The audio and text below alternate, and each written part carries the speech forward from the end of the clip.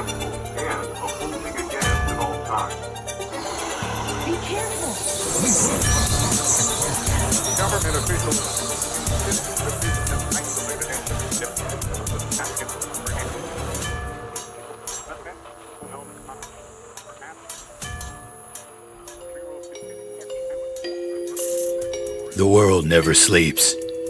Neither does the lie. They've been feeding it to us for centuries. Dressed up in academic robes, stamped with Oxford credentials, delivered with a smile smooth enough to sell you a used car. They call it scholarship. I call it what it is. A controlled demolition of something they don't want you to find. Genesis 6, 4 verses. Weirdest passage in the whole book. And they want you to look away. I've been down this road before. You start pulling threads and suddenly the whole sweater unravels. The Nephilim, the sons of God, the daughters of men. A bloodline that didn't end with the flood, just went underground. Showed up in Canaan, showed up in Gath.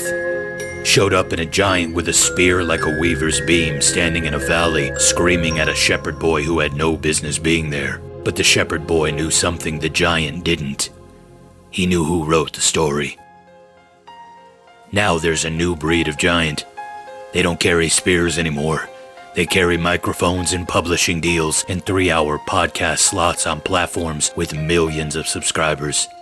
They show up in your feed looking credible, sounding reasonable, dropping just enough truth to earn your trust, and then, right when you're leaning in, they pull the rug. Oh, that Nephilim stuff? Comic book theology, nothing to see here. Move along. I sat across the table from 2 men who weren't buying it. Jesse Jaymz and Outcast from the Dangerous Info podcast. Good men. Dangerous men in the best possible way. Men who've been in the weeds long enough to smell the rot. And together we did something simple. Something the scholars with their ivory towers apparently forgot how to do. We read the text. Genesis to Numbers, Numbers to Deuteronomy, Deuteronomy to Joshua, and Joshua to Samuel. 5 books, 1 unbroken thread. A through line so clean, so plain, that to deny it is an ignorance. It is a choice. Goliath was not an anomaly. He wasn't some unlucky guy with a pituitary disorder. He had brothers, whole family of them. From a city the Bible tells us by name, Gath, where Joshua couldn't finish the job, where the remnant of the Anakim survived, where the Nephilim bloodline dug in and waited. 400 years later, one of them walked into a valley and made an entire army go silent. Look, I'm just some weirdo in my office surrounded by Ghostbuster stuff. No Oxford diploma on the wall. No publishing deals. No credentials except this. I read the book. I followed the thread. And I'm not willing to pretend the thread isn't there just so someone in a nice haircut feels comfortable. Jesus said it himself, as it was in the days of Noah. That wasn't a history lesson, it was a warning. The days of Noah are trending again, and the people who should be sounding the alarm are too busy protecting their reputations to pick up the horn.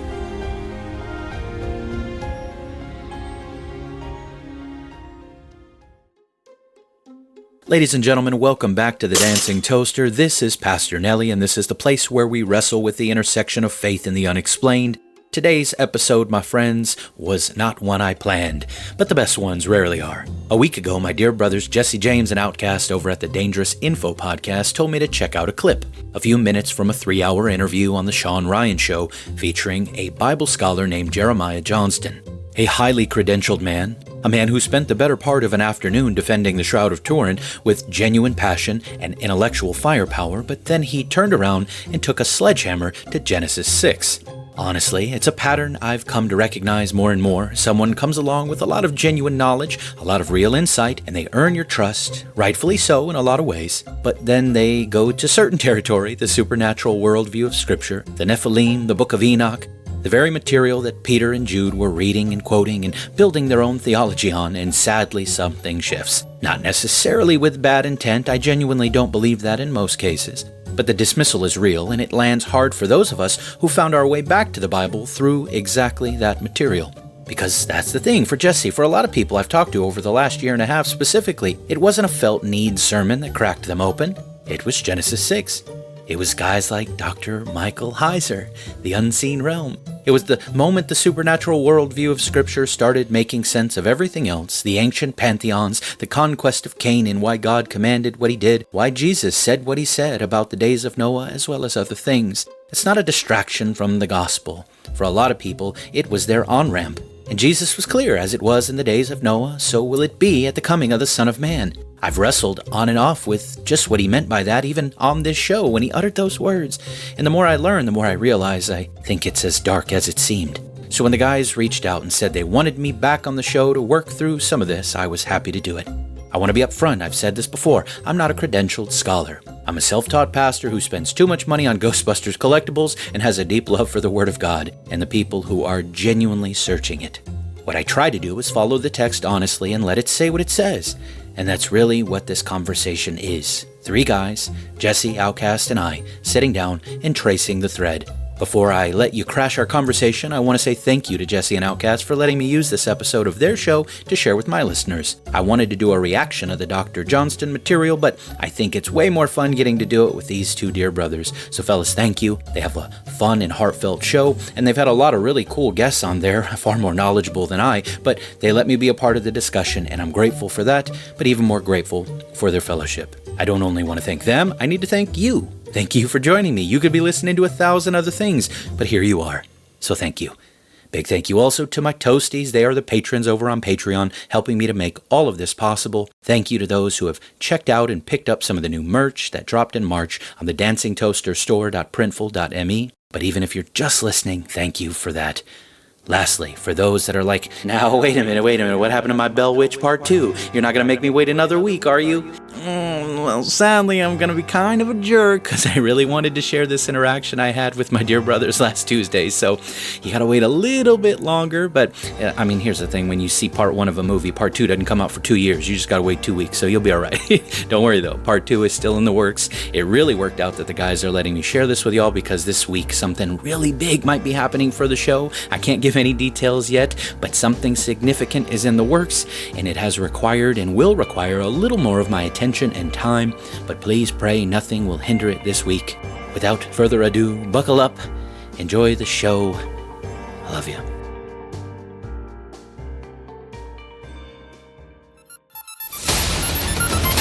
Our institutions have become corrupt.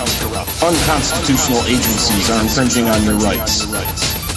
Your liberty was secured by strong men and women of yesterday. 5,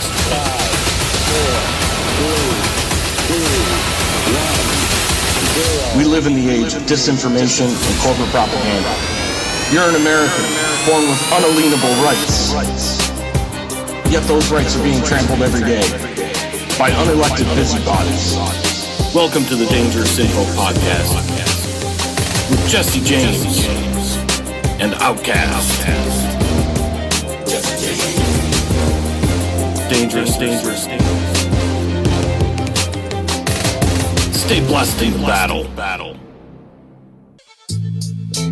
All right, everybody. It is April 14th, another Monday. That's right, April 14th, 2026. Welcome to the spiritual and the cultural battle of our lives, where truth is dangerous and information is a weapon. Yes, welcome to the Dangerous Info Podcast. Tonight we have episode 265 with our good friend Nelly. Yes, Nelly is coming back, Outcast. We have a show called Nephilim Wickedness. Yes, you guys know Nelly from the Dancing Toaster Podcast. We're going to get into it tonight. Oh, I can't wait. I think he's going to be joining us really quickly, Outcast. So we're going to have to get rid of this, all the stuff up front that we normally take care of. Yeah. And you're right. It's not Monday. Thank you. It's Tuesday. For me, it feels like a Monday because we weren't here yesterday, but it's still April 14th. So thank you, music lover out there, Outcast. She got me. She's got her eye on everything. Nothing escapes her observation, and it is a keen observation for sure. Yeah, well, thank you, music lover, and everybody else. I know you guys were thinking, well, it's Tuesday because I was out of town. I had to scramble and get some things done. Luckily, Outcast and music lover and Jack Pine, and we have Nelly. everything was able to work itself out tonight. It was real close here at the beginning. We for some reason we were offline. Now it's hopefully we hold. Listen, Outcast.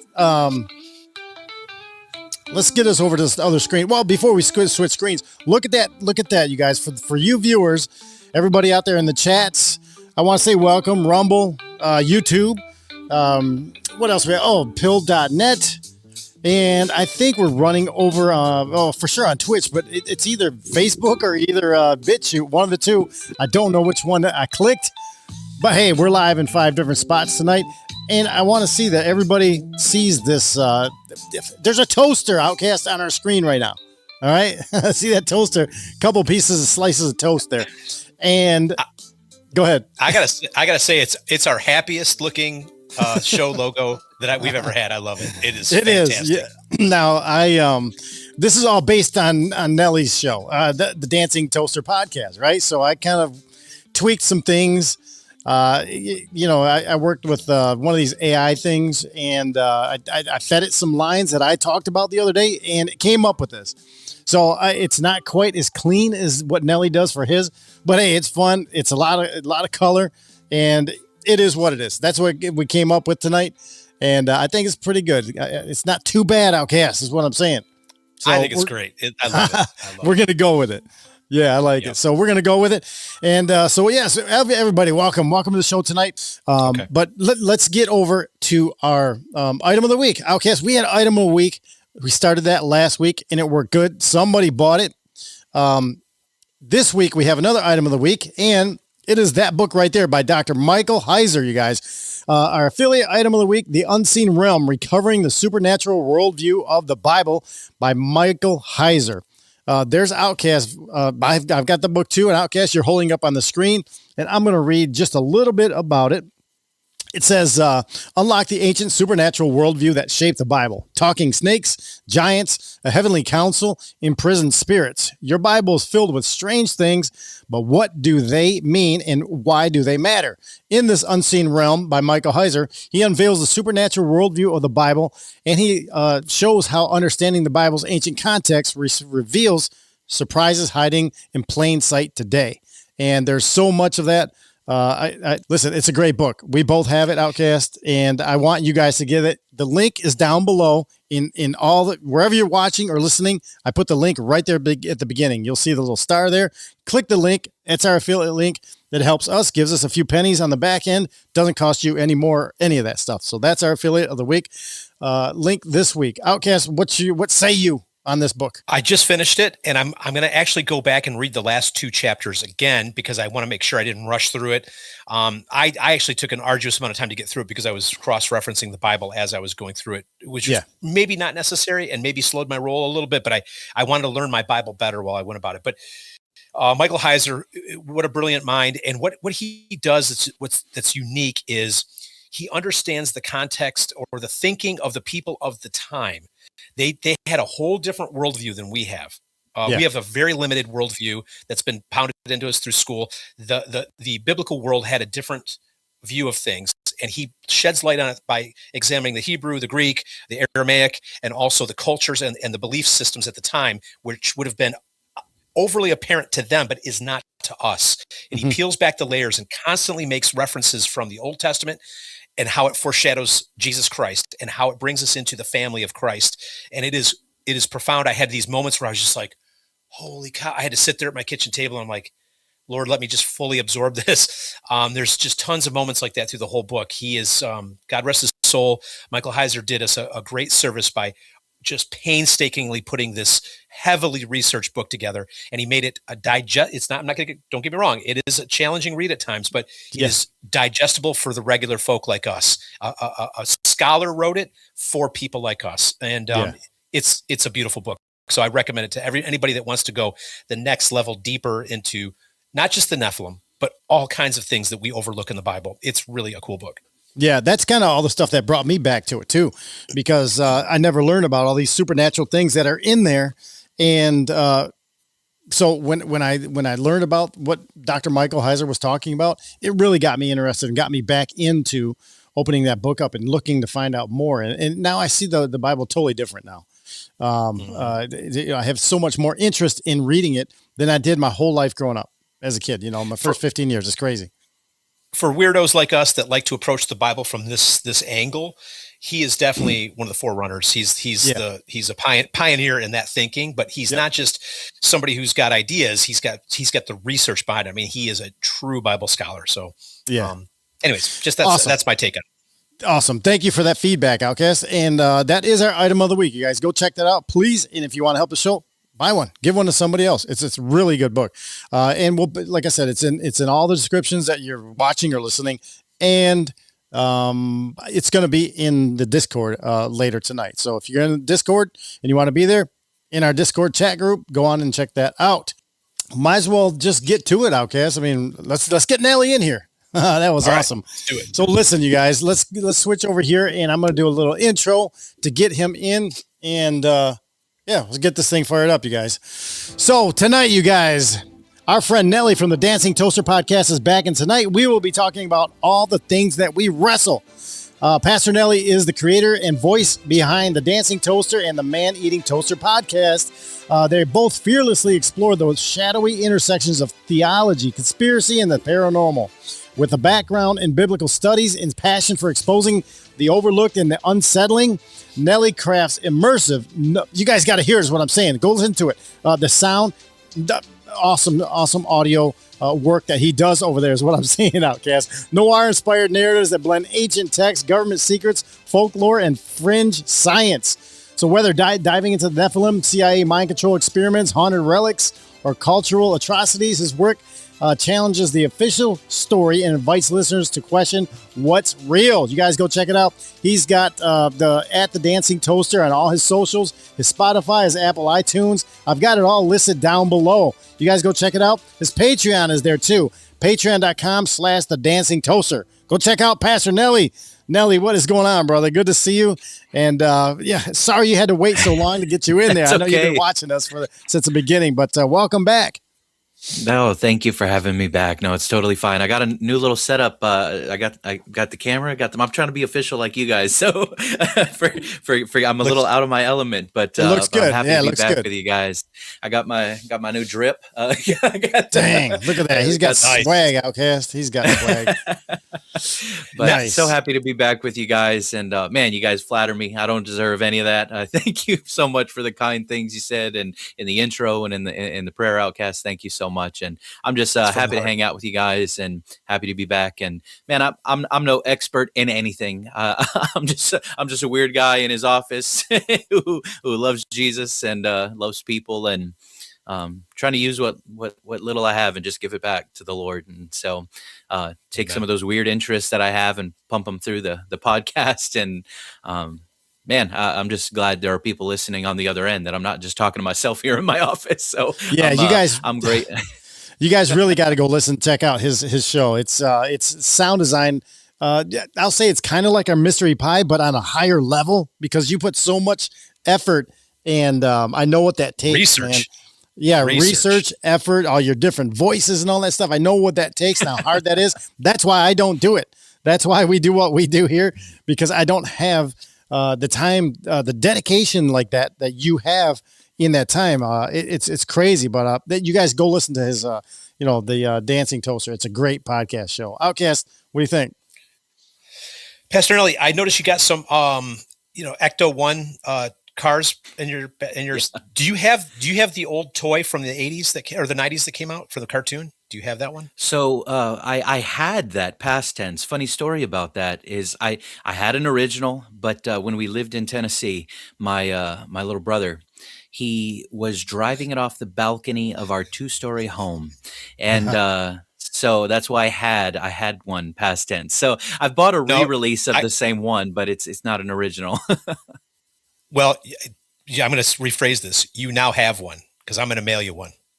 Oh man, that's too. You're awesome. Outcast has a big collection of stuff. Yeah. No, oh man, but that's I'm gonna. So cool. I got to warn you, it's not pristine. I think it's missing a door. It may be missing, so you may have to go on a scavenger hunt to find a few parts for it. But the whole thing is there. So that's awesome. Well, thank you. You can see I got so this one up here is it's just like a GI Joe scale Ecto One, but then there's a big one up there. That's a 1/12 scale one. That was a crowdfunding thing. So little bit of a Ecto One fan, and then this one back here is a popcorn bucket. Oh, God has been telling me since we met you to send it to you. Well, thank you so much. I will receive that with gladness. All right, cool. Make sure I get your address and I'll send it to you. But Nelly, welcome back to the show.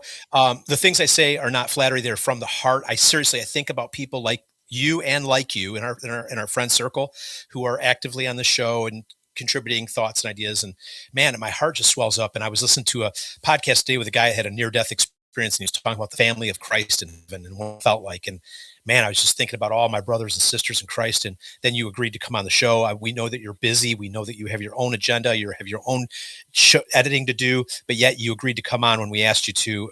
And it means a lot to us. We don't take that lightly. So God bless you, brother. Thank you for like I said in the prayer, thank you for your obedience. We really do appreciate you very much. My pleasure. Thank you. Thank you both. That's right. And also, I got to say, before we switch off from you, Outcast, your shirt says Noah was a conspiracy theorist, and then it rained. Yes, exactly. I like that. Listen, up until that point, nobody had seen rain. It never did rain up until then, until the flood came. The water got their nutrition, their moisture up through the ground. It didn't rain. Yeah, springs and the morning mist, the morning stuff. It never did rain back then. So awesome. That's another one of those things that's out there. You guys can check it out. So, Nelly, we have. What was it? Oh, I accidentally, when I was in New York, okay, I was just walking. I was taking pictures, and we were walking around. We were heading to breakfast one morning, and we turned this corner, and I told the wife and my daughter, I said, "Look at that over there. That looks like the Ghostbusters headquarters right there." We got a little bit closer, and they're like, "Where?" And I said, "Right there, that sign. See it?" And then with the rounded garage door and everything, I said, "It is. It's what." I said, "Somebody must really like Ghostbusters around here." As we got closer, we realized it's the original spot, the original location. I was so jealous. Yeah, so I accidentally walked to it. So I sent that picture to you guys, and because I knew you like the Ghostbusters and all that stuff. But yeah, we were right there. I've got some pictures. May have to send some more to you, but it just happened by accident. It's crazy that we turned the corner, it was there. And, really cool place. It looks identical to the way it did on the show. And it's right there in Tribeca. So it's a really cool area. It's a really cool spot. That's on my bucket list, man. I'm hoping to just go see it one day. We'll see. I can show you how to get there, brother. And the best the best breakfast I've ever had, a place called Bubby's just around the corner. Awesome place. Let me tell you, nothing is cheap in New York City. Oh, no. Yeah, nothing is cheap. So, all right, listen, you guys, let's get into what the show is all about. So, Outcast, would you like to start? We have a few places to start. All right. I'll leave it up to you. Negative, Nephilim wickedness. We can go into principalities, demonic, strongholds. I kind of felt like I was in one of those this weekend. But there's a video that kind of kicked this whole podcast idea, this episode idea off, right? That you sent to me last week. Yeah. So the thing that got me fired up, and I wanted Nelly's backup because of his knowledge and how deep he can take things, and I thought he could do a better job than I could with it. But I don't get me wrong, I do have things to say. But I actively during Easter, I sent out a recent episode of the Shawn Ryan Show where he has a guest on named Jeremiah Johnston, who is an expert on the Shroud of Turin, which I'm a fan of. I love the Shroud of Turin stuff. I love to watch documentaries about it. Yeah. I've watched several. I don't get tired of the information. He did have a fresh take on many things, and I really liked what he had to say for the most part. Towards the end of the show, a couple things that stood out to me, and we can play it. I think it's really interesting. At one point, Jeremiah Johnston says, and I'm going to make a greater point here, and then we can kind of springboard off of this and play some of the segments. Jeremiah Johnston makes some kind of a remark about Shawn Ryan being CIA, and Shawn Ryan's like, "I'm not CIA." I mean, it's very quick and very, and I think it's the old saying, doth protest too much, you doth. So I was like, wow, man, he really snapped back at that, which is what people have been saying about him for a long time. What I'm getting at here is there's this reoccurring theme with people who rise up out of nowhere in popularity across media, I'm sorry, especially social media like podcasts or whatever. I mean, you could argue even Mr. Joe Rogan and Shawn Ryan himself, and even this Jeremiah Johnston. I mean, maybe he's been around for a long time, but he's new to me. I don't want to pick on him because these guys are Bible scholars. They know more than me. I don't want to have a debate with them. I'm not saying that, but Wesley Huff, and they rise up, and everybody's talking about it and buzzing about it. But then I pick up on these little tiny clues that they are 98% truth, 2% confusion and or falsities. And this towards the hour and I think it's hour and 15-minute mark of this 3-hour long Shawn Ryan episode, Jeremiah Johnston goes off on the Nephilim, but he never quotes what it says in Genesis 6. He talks a lot about Enoch, but he doesn't talk about how it applies and how it has benefits to understanding Genesis 6. He goes on to say that Goliath was definitely Goliath was not a Nephilim. Okay. That's exactly what he was. Well, and the funny thing about that is he says that, we found some new scripture that indicates that Goliath was only 6'8" or something like that. Well, here's a problem with that in my mind. Here's a guy that's talking about the Shroud of Turin, and the Shroud of Turin indicates that Jesus was about 6 foot tall. So you're telling me that they were all freaked out and making note of this giant who was only 8 inches taller than Jesus was in his day? I mean, maybe I'm all wet here, Nelly. Feel free to correct me wherever I'm wrong. But my thing, I just like, wait a minute. Is if Shawn Ryan's a CIA op, possibly, I'm not saying he is, just for entertainment purposes only, is this Jeremiah Johnston as an op where they're going to give us some real data on the Shroud, and then they're going to follow it up by squashing the key to, I mean, for people like us who love this Nephilim topic, it is the key to understanding not only the Old Testament, it's the key to understanding what's to come, because Jesus said in Matthew 24, as it was in the days of Noah, so will be coming at the coming of the Son of Man. So we've got genetic manipulation of humans, animals, and plant life. I mean, all this stuff. I mean, you look at the ancient pantheon of gods. Enoch is a key to understanding a lot that's very confusing in the Old Testament. And here's a guy getting up there. He's got this huge platform, and he's like, I'm sick and tired of people bringing up this Enoch nonsense. It's total hogwash. And he doesn't quote it. He doesn't tell us anything that it says in there that would be interesting to listeners. He doesn't quote Genesis 6. Shawn Ryan shocks me at how little he knows about the Bible. He's got this huge platform. He's got a guy on his show talking about, the Shroud of Turin, and he's saying things like, what's manna? What's this? I've never read it. What does it say? He says, what does it say in Genesis 6? It's like, hey, Shawn Ryan, you're this big shot with this big format. You think you just pick up your phone one day and go to Google and go, Genesis 6, what's the hype? And just read up on it. What, you've never read it? I'm sorry. Something is making my spider senses tingle that we're being fed garbage on a daily basis. Everybody that they foist on us to get excited about ends up, what's the word I'm looking for? Betraying us by being perpetrators of falsehoods, murkiness, lies, and confusion.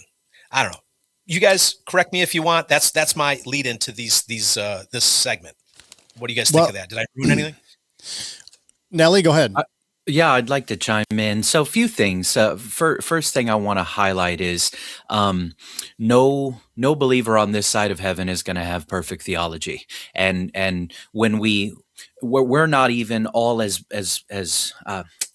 brothers and sisters in the body of Christ, we're not always going to agree on every single theological point, which is why I'm not threatened by multiple denominations within the body of Christ. One of my favorite quotes, and I don't recall where it originated from, but the quote went, "Unity does not mean uniformity," and I love that. And when we insist upon uniformity on secondary matters, it can get us into trouble. It can cause unnecessary divisions and things like that. So, just kind of a disclaimer before going in is like, do I think Wes Huff is a brother and this Johnston guy is a brother? Yeah, I'd like to think so. I'd like to love believes all things, right? 1 Corinthians 13. I want to be charitable in how I view them before I begin to criticize their ideas and not the men, because I don't know the men. I can't find out about the men, but I can look at their ideas and I can deal with their ideas, right? And no theologian out there has perfect theology, and none of us is going to agree with another believer 100% on anything. Because even when Jesse was talking about how it had never rained prior to the flood, I would agree with him as a young earth creationist, but those that have a old earth chronology, they would disagree with that statement, right? But they could still be a Christian, like John Lennox is a brilliant man of God. I wouldn't question that man's salvation in a second. I mean, I've listened to him speak for hours. He's just brilliant apologist, brilliant mathematician, loves Jesus, and has taken Jesus into the belly of the academic beast. But he thinks the earth is old. I don't think it's that old. But I love him, and he loves me. Now we don't know each other, but in Christ there's this love. So I just wanted to preface any critique I offer of Johnston, because I did have a lot of problems with Johnston's. What he said about the shroud was great, but then you get to the Nephilim thing, and his approach is not unique. It's been around. Calvin popularized, well, Augustine helped, but Calvin really popularized this negative view of the supernatural interpretation of Genesis 6. His exact quote was it was abundantly refuted by its own absurdity. That's a fancy, smart way of saying, I think it's silly, so it can't be true. And when you listen to Johnston in that interview with Shawn Ryan, that's how he approached it too. I think he even called it like a comic book theology or something like that. He was just so condescending. And I want to be a little more charitable than I think he was towards us and towards those of us that have a supernatural interpretation. It's funny how your item of the day. I got mine right. And this is actually the expanded version, so it's even better. It came out it's a hardcover. The last few months.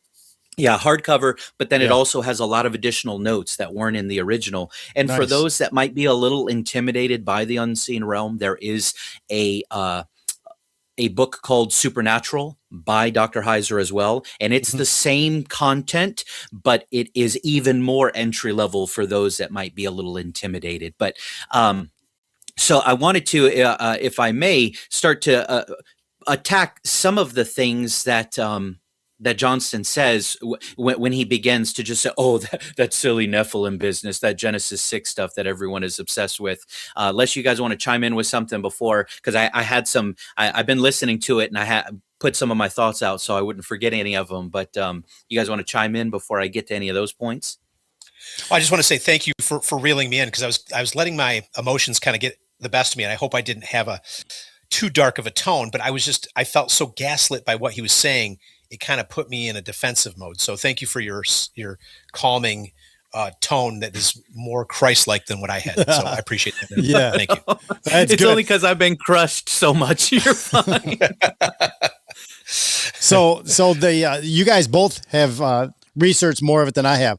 The only bits that I've researched is, the prep for the show. So I was kind of leaning on you both to walk us, guide us through this. Now we're going to start at, like you said, Outcast, about hour 46 or hour 47 is where we're starting this at. Okay. Because this is where he gets into what you wanted to talk about, I believe. And we can bounce around. You said there's about a 20-minute section here. What's that? Yeah, that hour 47 might be where they talk about the CIA for a second. So yes, okay. It is. That's it's quick. That's where we're starting. It's a short exchange. All right, that's where we're going to start. So if you guys want to talk whatever, I can pause it and we can go, and we'll have fun with this whole thing all the way through. So like I said, I've only listened to little bits here and there, and so we're all going to learn together and have a great time. All right, you guys ready? Let's get into this here. So we'll switch over to this screen, and there he is. That is Jeremiah Johnston. This is episode 293 over there on the CIA's website. I mean, Shawn Ryan Show. All right, here we go. Remember, Jesus could exorcise demons even over long distance. He could heal people over long distance. And so what's fascinating about this, remember Luke 7:22. Talk about someone who needed proof. This is very important. Again, we cannot read the New Testament with Western 21st century eyes. We have to, this is what you and I, what I'm trying to do is take you on a journey. We're doing experiential archaeology right now. I want you to experience the context. The CIA method, by the way, of Bible reading. Oh boy. Can I give you the CIA method of Bible reading since you're CIA? Context and I'm not CIA. Don't. Listen.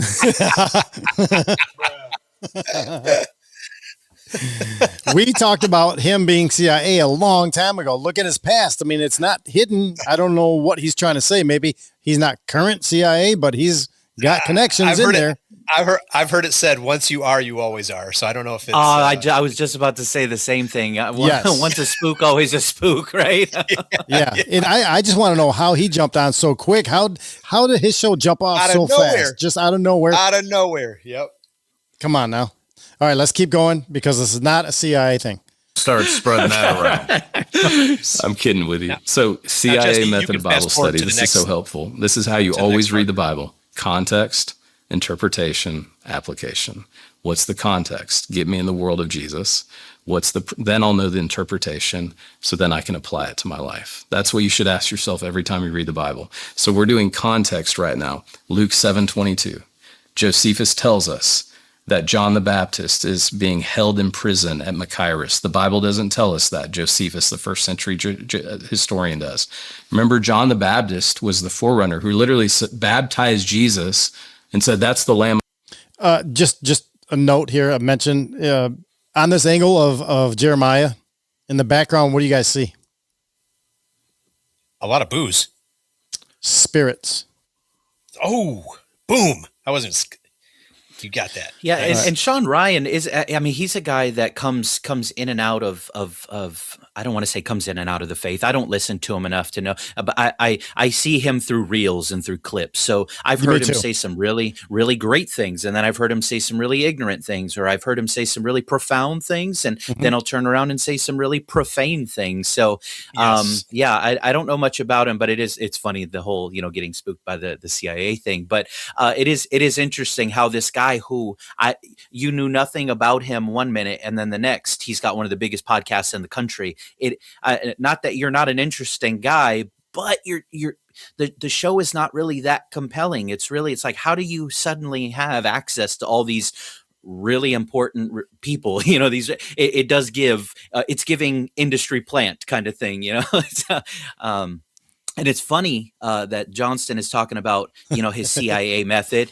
Context is so important. And what's so funny is, I know we're not to the Nephilim part yet, but one of the things that annoyed me the most about him is if he were applying his own method, he already would have to shut up, because the context, he dismisses Enoch as comic book theology, but the apostles quote Enoch. They quote First Enoch in Jude and Peter. It is quoted, it is referenced, and so our apostles didn't think that it was comic book theology, but he can speak so dismissively of it when it informed their way of thinking. So for him to, that was their context, right? And so if we're trying to get the context of the people of the time, as he's claiming, then yeah, we need to do that. And when we're talking about Genesis 6, Dr. Heiser always used to say, guess what? First century Judea is not the context of Genesis 6. So even if everyone in first century Judea was saying that it's not supernatural and it's all naturalistic,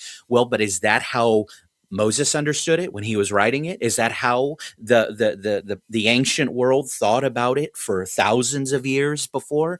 No, we have to come. Context means the context of the ones that were originally receiving the message and the one who was originally writing it. So yeah, sorry. Anyways, I get fired up listening to this too. So I'm glad you brought that up. And Jesse, so the rest of this is more about more akin to the Shroud. At the 2:15 mark is where he starts to go clown town on Nephilim at 2:15. Now, can I ask you guys a question before we so with the Shroud, I used to be really fascinated with it when I was a babe in Christ, right? And at the time there wasn't as much study available, and so what are your guys' thoughts? Are you still fascinated by the Shroud? Are you still convinced of the Shroud, both of you? Oh yeah. There's what's that documentary you sent me just a couple weeks ago, Outcast? That was the best one I've ever seen. I can't remember the name of it, but yeah, it was a good one. We have it somewhere. It was like a BBC one. It was actually quite intellectually approached, like you're watching Nova. But so Nelly, just a little precursor. I was born in 1971. And in the 80s, the Shroud was a hot thing for a minute. I remember I had it in my Bible as a pubescent. I had a Shroud of Turin bookmark. And then by the time I was a teenager and getting into punk rock and falling away from the faith, the mainstream media announced that it was a medieval forgery, and I was just like, pfft. And it just added to kind of my questioning mode of being a teenager. And it was cast aside in my thinking up until, I don't know how long ago, but a few years ago, maybe before COVID or something, I saw some documentaries on it, and it blew my mind at how botched the attempt was to discredit it, and they cannot explain how it was made. When I was a kid, there were theories like they took these spices and seasonings that they would put on a dead body, and then they tried to mold it onto the face, and then they tried to get the spices to make an imprint of the. I mean, they tried everything they possibly could to say this is how it was done. And then now they're just at this point of the stage of the game that we're in, they're admitting we don't know how this was done. This is like, it's like a radioactive burst of light, pow, and it was burned in there. There's pollen, there's that are from the Middle East that blooms in the spring at the time of the resurrection. I mean, it is crazy, the details. I mean, of course, do I know? No, but I tend to be a pretty avid supporter and believer in the Shroud. I think it's fascinating. Like Jeremiah Johnston says, even though I'm not Catholic, I'm not deterred by it being a Catholic relic. I think it's got validity across and it's not that it has, I need that as proof of my faith. I don't. If it was a fake, I would still have my faith. It's just fun to say, look at this possible document of a supernatural event that we can't even comprehend. And it's lasted all these ages. And it's fascinating to me. Sorry, I'm rambling, but that's my take on it, Nelly. I'm a pretty big fan. No, you're good. Yeah. No, you're good. Because I was curious just because, again, I hadn't looked at it in a while. And I know a lot of people have been talking about it because there was that interview. And then there's been a handful of other people kind of within some of the spheres that I travel with, the paranormal topics that covered it. And so, yeah, it's something that my patrons have asked that I do an episode on. So as I was going through the Shawn Ryan material with Dr. Johnston, it was that I will say was incredibly edifying. Like for somebody who has dedicated so much of his time and talent and treasure to say, hey, this physical thing, something supernatural happened to this physical thing that we get to see. I'm like, amen. Yeah. Like this, I'm especially the amount of energy that would have been required to create the image on the cloth like that. We don't have anything that could do that. It's just not in the time required. And again, the output in such a small radius. So I was like, man, that's incredible. But then for him to go from there and switch over and speak so condescendingly of the other it's like the Shroud has been an entry point for many people to investigating the claims of Scripture and stuff like that. And I'm like, well, guess what, buddy? Genesis 6 has been an entry point for a lot of people that I know too. And as Jesse always says, he shared, like that's one of the things that brought him back was reigniting that supernatural view of the Bible, because it is a supernatural book. And so yeah, it's just, man, Johnston, it's like you come so close to glory, my guy, and then you just you just dropped it. I was so disappointed when he went off on this tangent that's why I wanted to rally you, Nelly, to get on again, even though you were just on recently. I was like, I want Nelly's take on this because I know you're very well researched into the Nephilim, and I knew that you would see probably more than what I was seeing in his willful negligence of this topic, or it's beyond, it's irresponsible almost. It's like it'd be different if he said, hey, listen, this is not my expertise. I'm not really well researched on that. Some people believe it, some people don't. There's a theological debate on it. You could say it a lot of different ways, but he just straight up clowns it. And it set me off. It's intellectually dishonest. It made me mad. Yeah. Yes. Yeah. Same. Beneath his IQ, it seems like. We did that Easter episode just a few weeks ago, and that's where we talked about the Shroud of Turin. And I'll be looking because I still have that link that you sent me, Outcast, to it. And when I find it, I'll post it. Give it to Pastor Nelly. Before you do your episode, Nelly, you might want to take a look and watch this. It's a YouTube great channel. It's really good. It's about 40, 50 minutes long, something like that. It's really good. And we could probably drop it into our Discord once we get a hold of it again. Yep. But all right. So do you want me to skip, Outcast, over to 215, or should we roll from here? I think so. I think that there's enough in 215 that'll keep us entertained. Yes. From starting. All right. So you're saying 2 hour and 15 minute mark. Yeah. Is that close enough? 216 or so. He's when he starts to really go off on the Nephilim. But you're going to hear Shawn Ryan go, what's they start talking about the book, the Ethiopian Bible. Oh, which is even another topic of conversation that we can talk about too. Yeah. All right. So here we go. This is just 2:15:55. Here we go. of Jesus. And when I'm doing historiography, I'm looking for early eyewitness testimony. Not certainty, I'm looking for probability. You just brought up the Ethiopian Bible, correct? Yes. I'm going to give this back to you. Okay. I've got to show you. Can I show you one thing, Shawn? This is so cool. All right, let me just see here. Every time a book begins, oh, this is so cool. It has a start with the color. Yeah, there's the crazy Vatican stamp on every page. Yeah, it is on every page. Literally, we know it's at the Vatican. Thank you. We understand. Yeah, it's just amazing. Marketing. And we have these colophons on here. One of the really fascinating things is called the nomina sacra. These are called sacred names. You'll often see the first letter and the last letter of Jesus or Christos, and it's like an abbreviation. And they would only put, for like me, it would be like J and H, Jeremiah, my first letter, last letter of my name with a line over. And that's a nomina sacra or nomum sacrum in singular. It was a sacred name, so they wouldn't write it all the way out, just out of deference for the Spirit, God, Jesus, Christ, Kyrios, the Lord. And that's how we know, oh, they're talking about Jesus here. Isn't that cool? So there's a whole scribal tradition that goes along with this beautiful text. And so, I'm so glad that we're actually going to have this on display over Easter at Prestonwood. And you can see there's even holes. I don't know if you noticed that. Where I we don't know how it got there, but it did. Yeah, just absolutely amazing. As he's looking for this, thank you for breaking all this. Music Lover says, "Did you guys hear about the Vatican installing Islamic prayer rugs today?" I haven't. No, I have not looked at that yet. But look at how surprised I am. Oh my gosh, it's my pleasure. Thank you for letting me show the world this. So this is Codex Vaticanus B. People need to know how special our scriptures are, that people bled and died so we could have the Bible. So you might want to bring it to church with you. You might want to open it once in a while. It's amazing. If you read the Bible 4 days a week, it radically changes your life. I can't remember what I was watching, but it was, or maybe it was at, you know what? I think it was at church, and I can't remember exactly what he was saying, but he was talking about, like, I think it was like percentage of, like depression maybe or something, and he had it broken down, whereas if you read it once a week. Yes, that's accurate. If you read it twice a week, and yep, that's a very real 4 study. times a week was the key number. That's right. And it only takes 70 hours to read the whole Bible, just so you know. It's taken me a lot longer than that. It's all right, though. No shame in the game. I'm saying, like, reading it, you can read the whole thing in 70 hours. And I remember the first reading it's not the problem for me. It's comprehending what is being said. That's why you just need to have me back more often. I'll guide you by the hand. All right. I will make that happen. But I wanted to...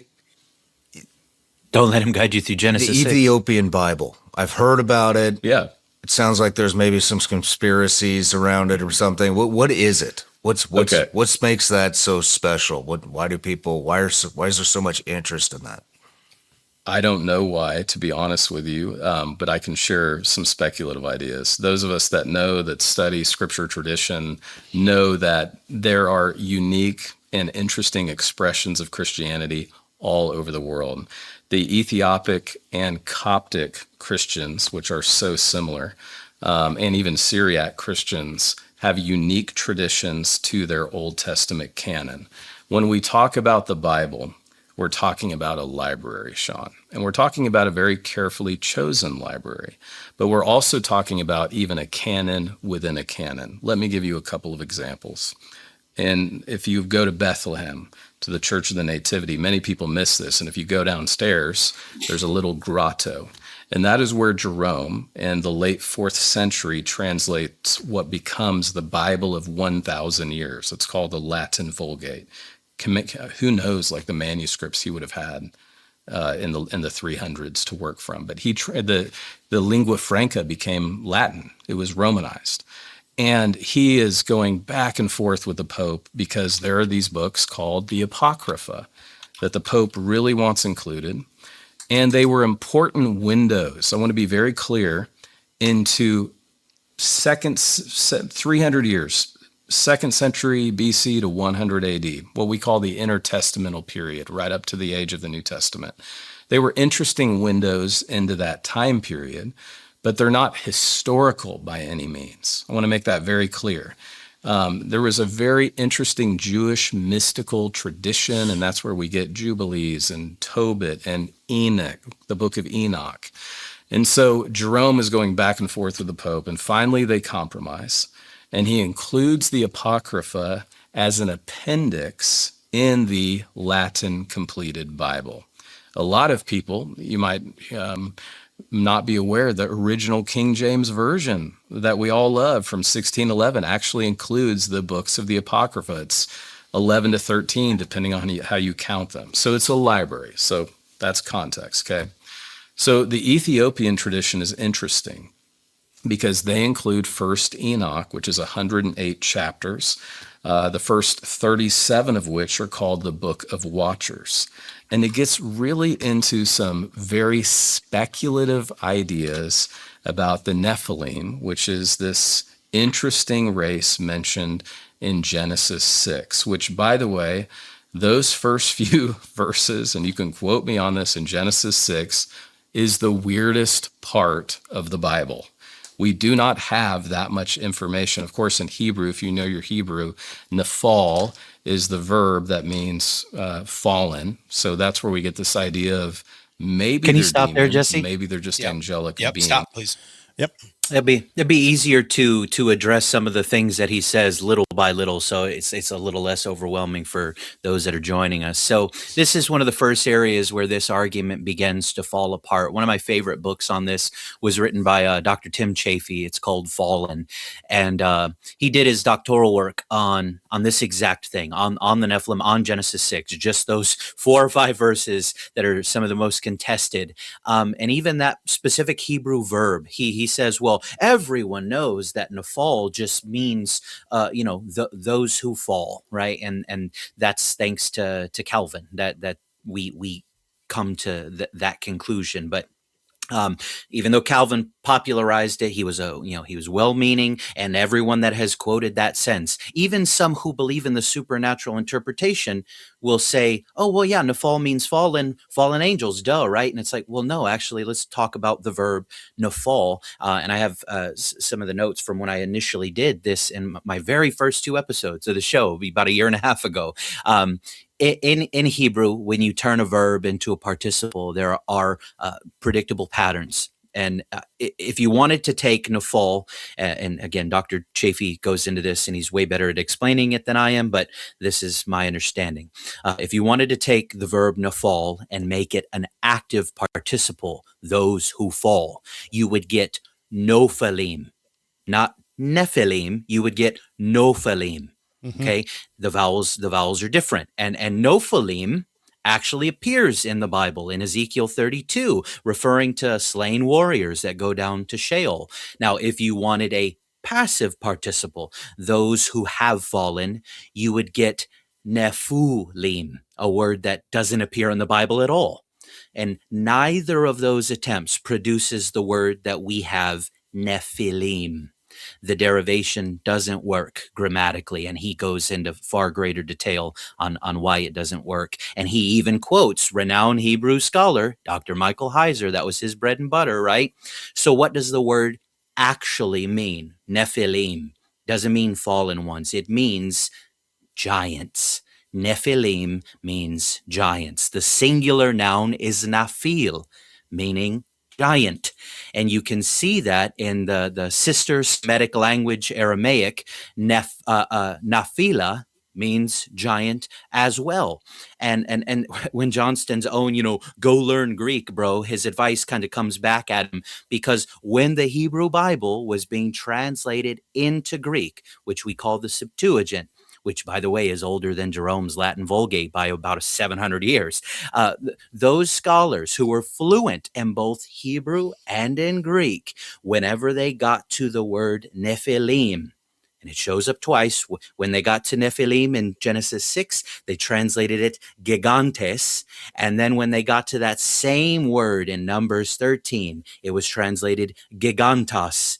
They weren't confused about what that word meant. There's no, oh, it means those who fall or those who have fallen. No, the way they handled it back third century BC, they said it means giants. And so his whole, oh, well, no, the only reason we think this way is because of the Enochic literature and the apocryphal literature. And it's like, no, actually, we can just look at Genesis 6 and Numbers by itself and see, like, there is a very unique word here that's being used. And from there, we can say, well, how has it been dealt with historically? Well, the scholars that wrote the Septuagint, they treated it as not fallen ones. They treated it as gigantes and gigantos, giants, right? And that's way older than Calvin. It's way older than Jerome. And that's how that word was being thought of. So his what C.S. Lewis called it chronological snobbery. So Johnston is dealing with chronological snobbery. He's like, well, those ancient people, they didn't know any better, so they were wrong about this. And it's like, no, Yeah. that's not the case, right? So they always translated it giants because that's what it means. This whole fallen ones translation has been used for centuries to quietly drain the supernatural meaning away from Genesis 6. And if Nephilim just means fallen ones, suddenly you've got wiggle room to make the whole passage just about morally compromised human beings or human men rather than angelic beings producing hybrid offspring, which we know that's what we're dealing with, right? Because the other Hebrew part, like forget Enoch, we haven't even touched Enoch, right? It says that the B'nai Elohim cohabitated, that the sons of God saw the daughters of men and desired them and took for themselves wives, right? That's what it says. And B'nai Elohim, sons of God, every time it's used in the Old Testament, it is always used to speak of supernatural beings. It's never used of human beings, ever. Not one time is that phraseology used to refer to human beings.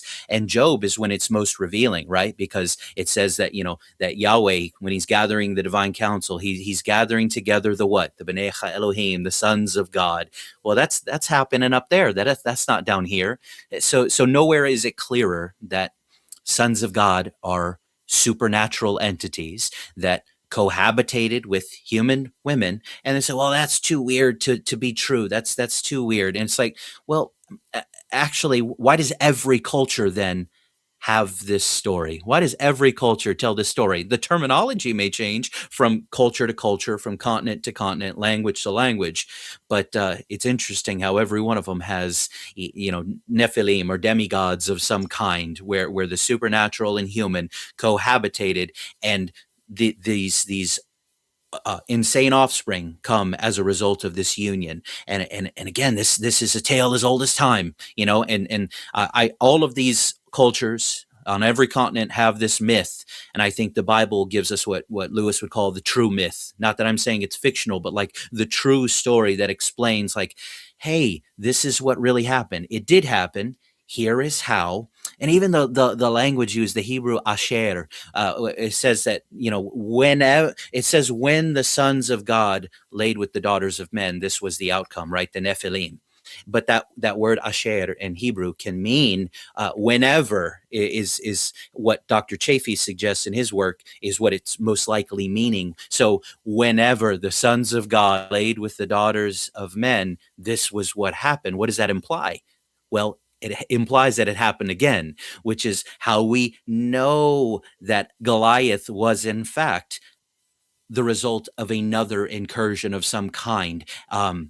And you had mentioned earlier in the broadcast that these things are going to happen again. So it will be like the days of Noah. So it has happened again post flood. It did happen. And I know I'm going on too long because we still got clips that I told you I got a little too excited and I just started running. But there are a few other things that he says that I'll save my points till we get to those parts. So thank you for coming to my TED Talk. I'll shut up for a second.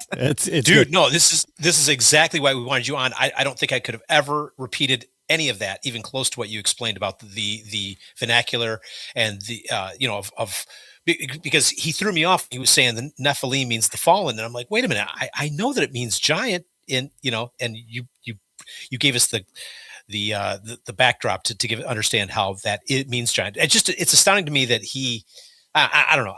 I lost my train of thought, but I'll have more thoughts as we go because this is so good. But Nelly, I'm so glad you decided to come on because this is exactly the type of breakdown that we needed because this guy was making me bonkers when I was listening to it.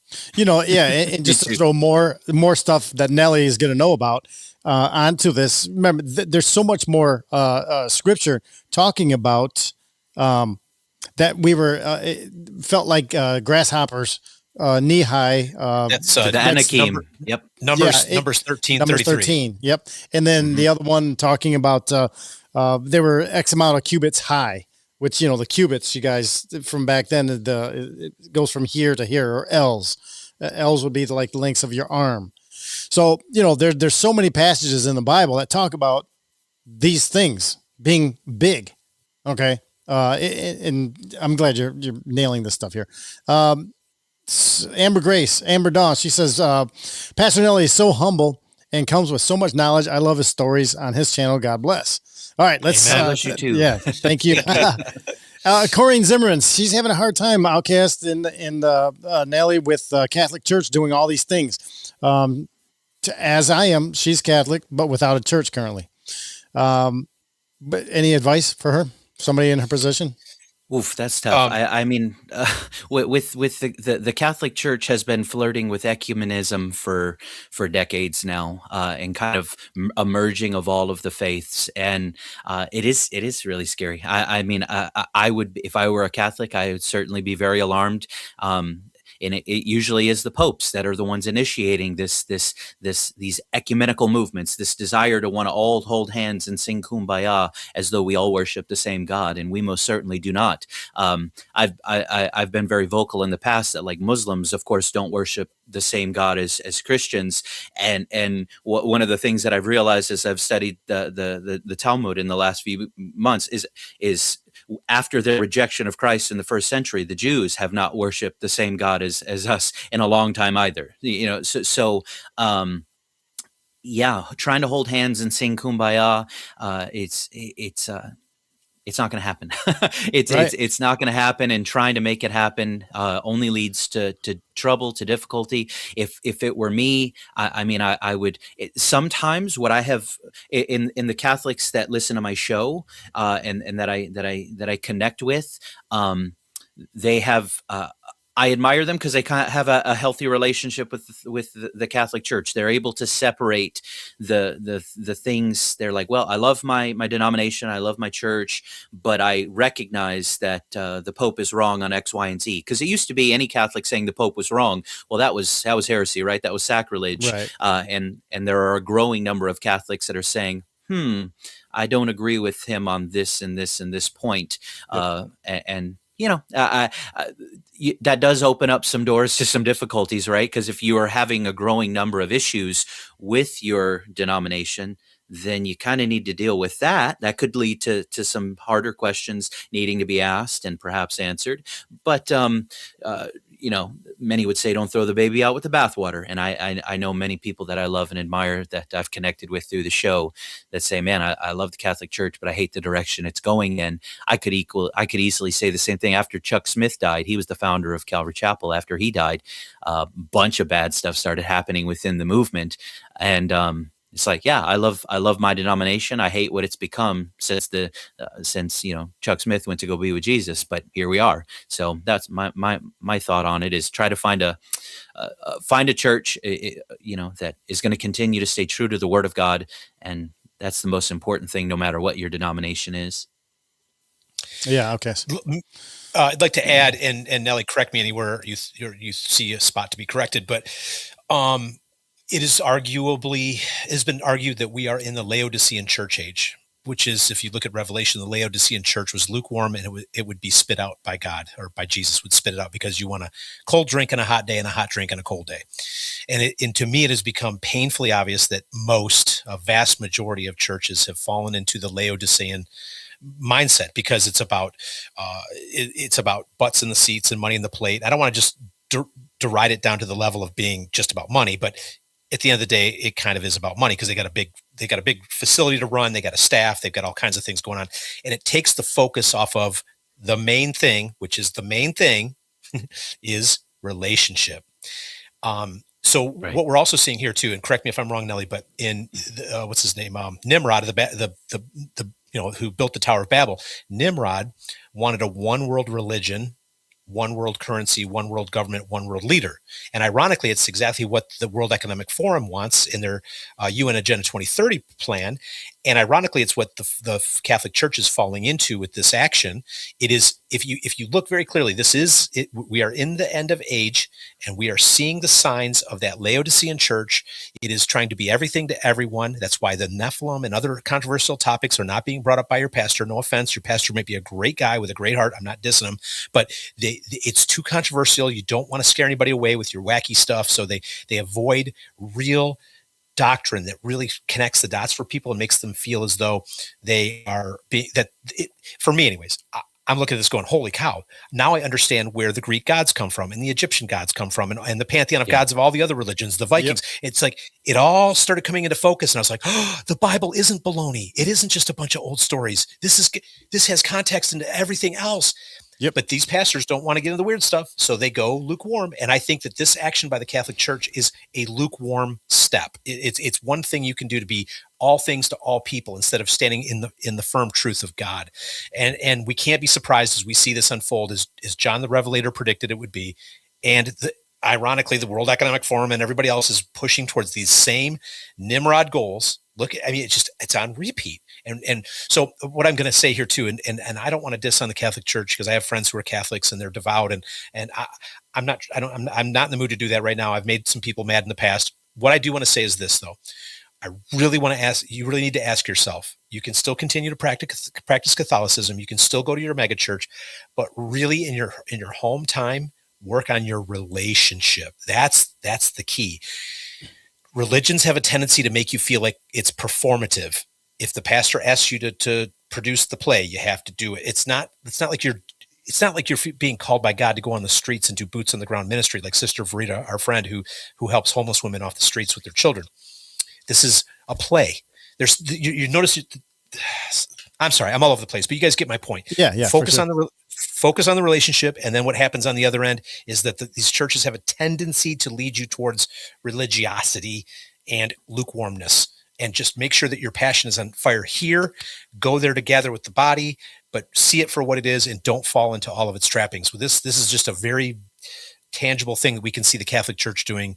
But all other churches are just as guilty. I mean, how many rainbow churches do you see out there now? It's the same exact concept. It's the same thing. It's no different.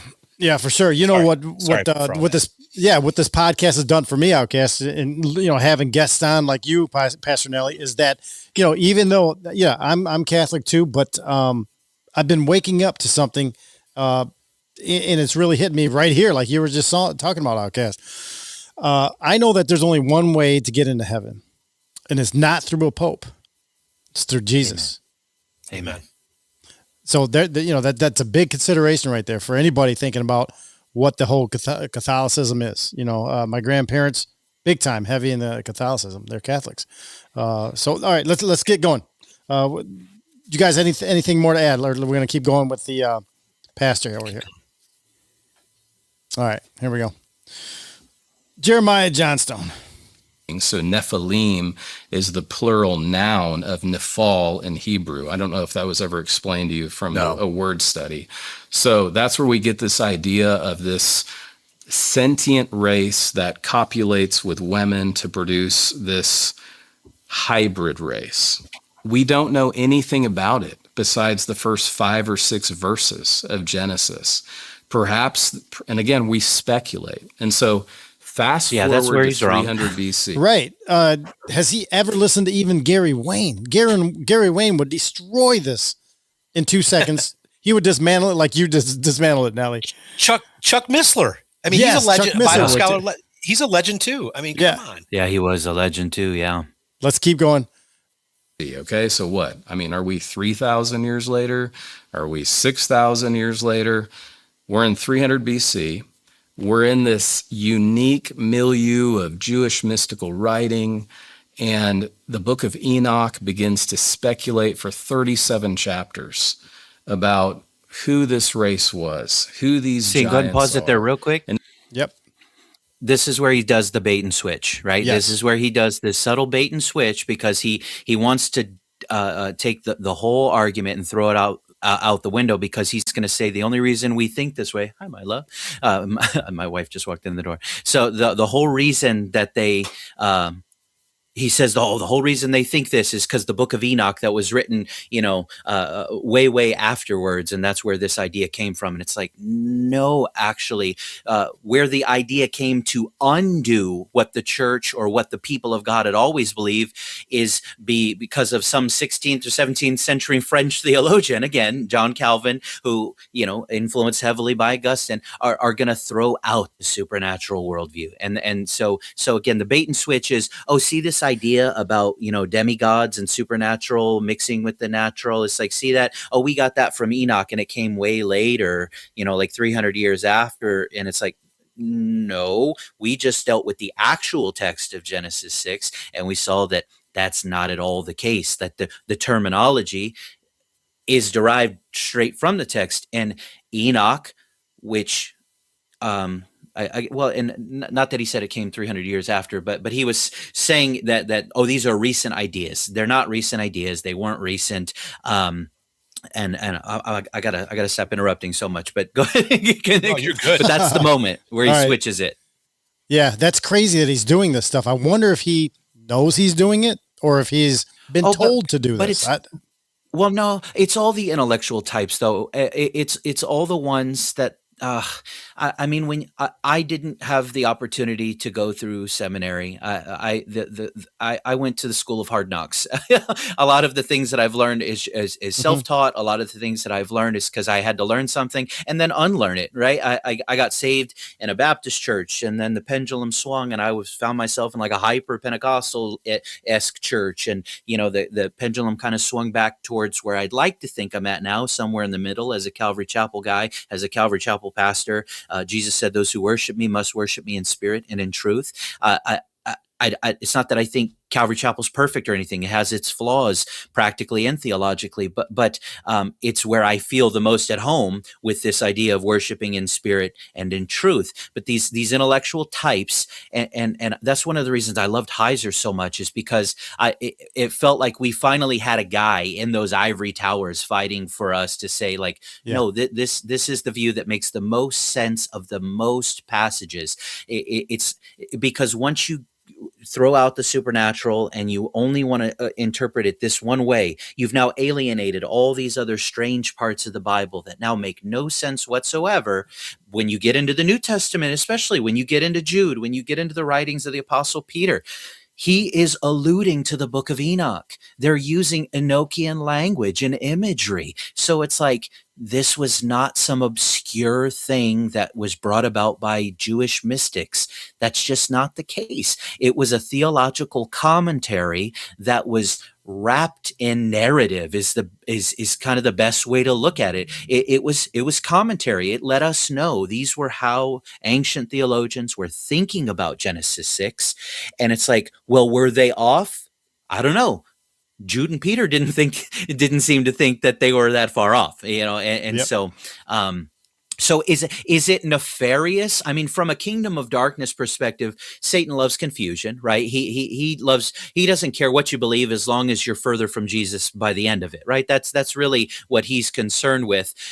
He loves those that get lost in the supernatural weeds as much as he loves those that get lost in the materialistic weeds, right? He just wants to get you further from Jesus, and he'll pull whatever thread he has in order to do it, whatever your bent is. I've known some people go down the Nephilim road and get lost and get totally distracted and derailed from the gospel, get derailed from that, as Outcast was saying, like, relationship is so important, and that relationship is with the person of Jesus.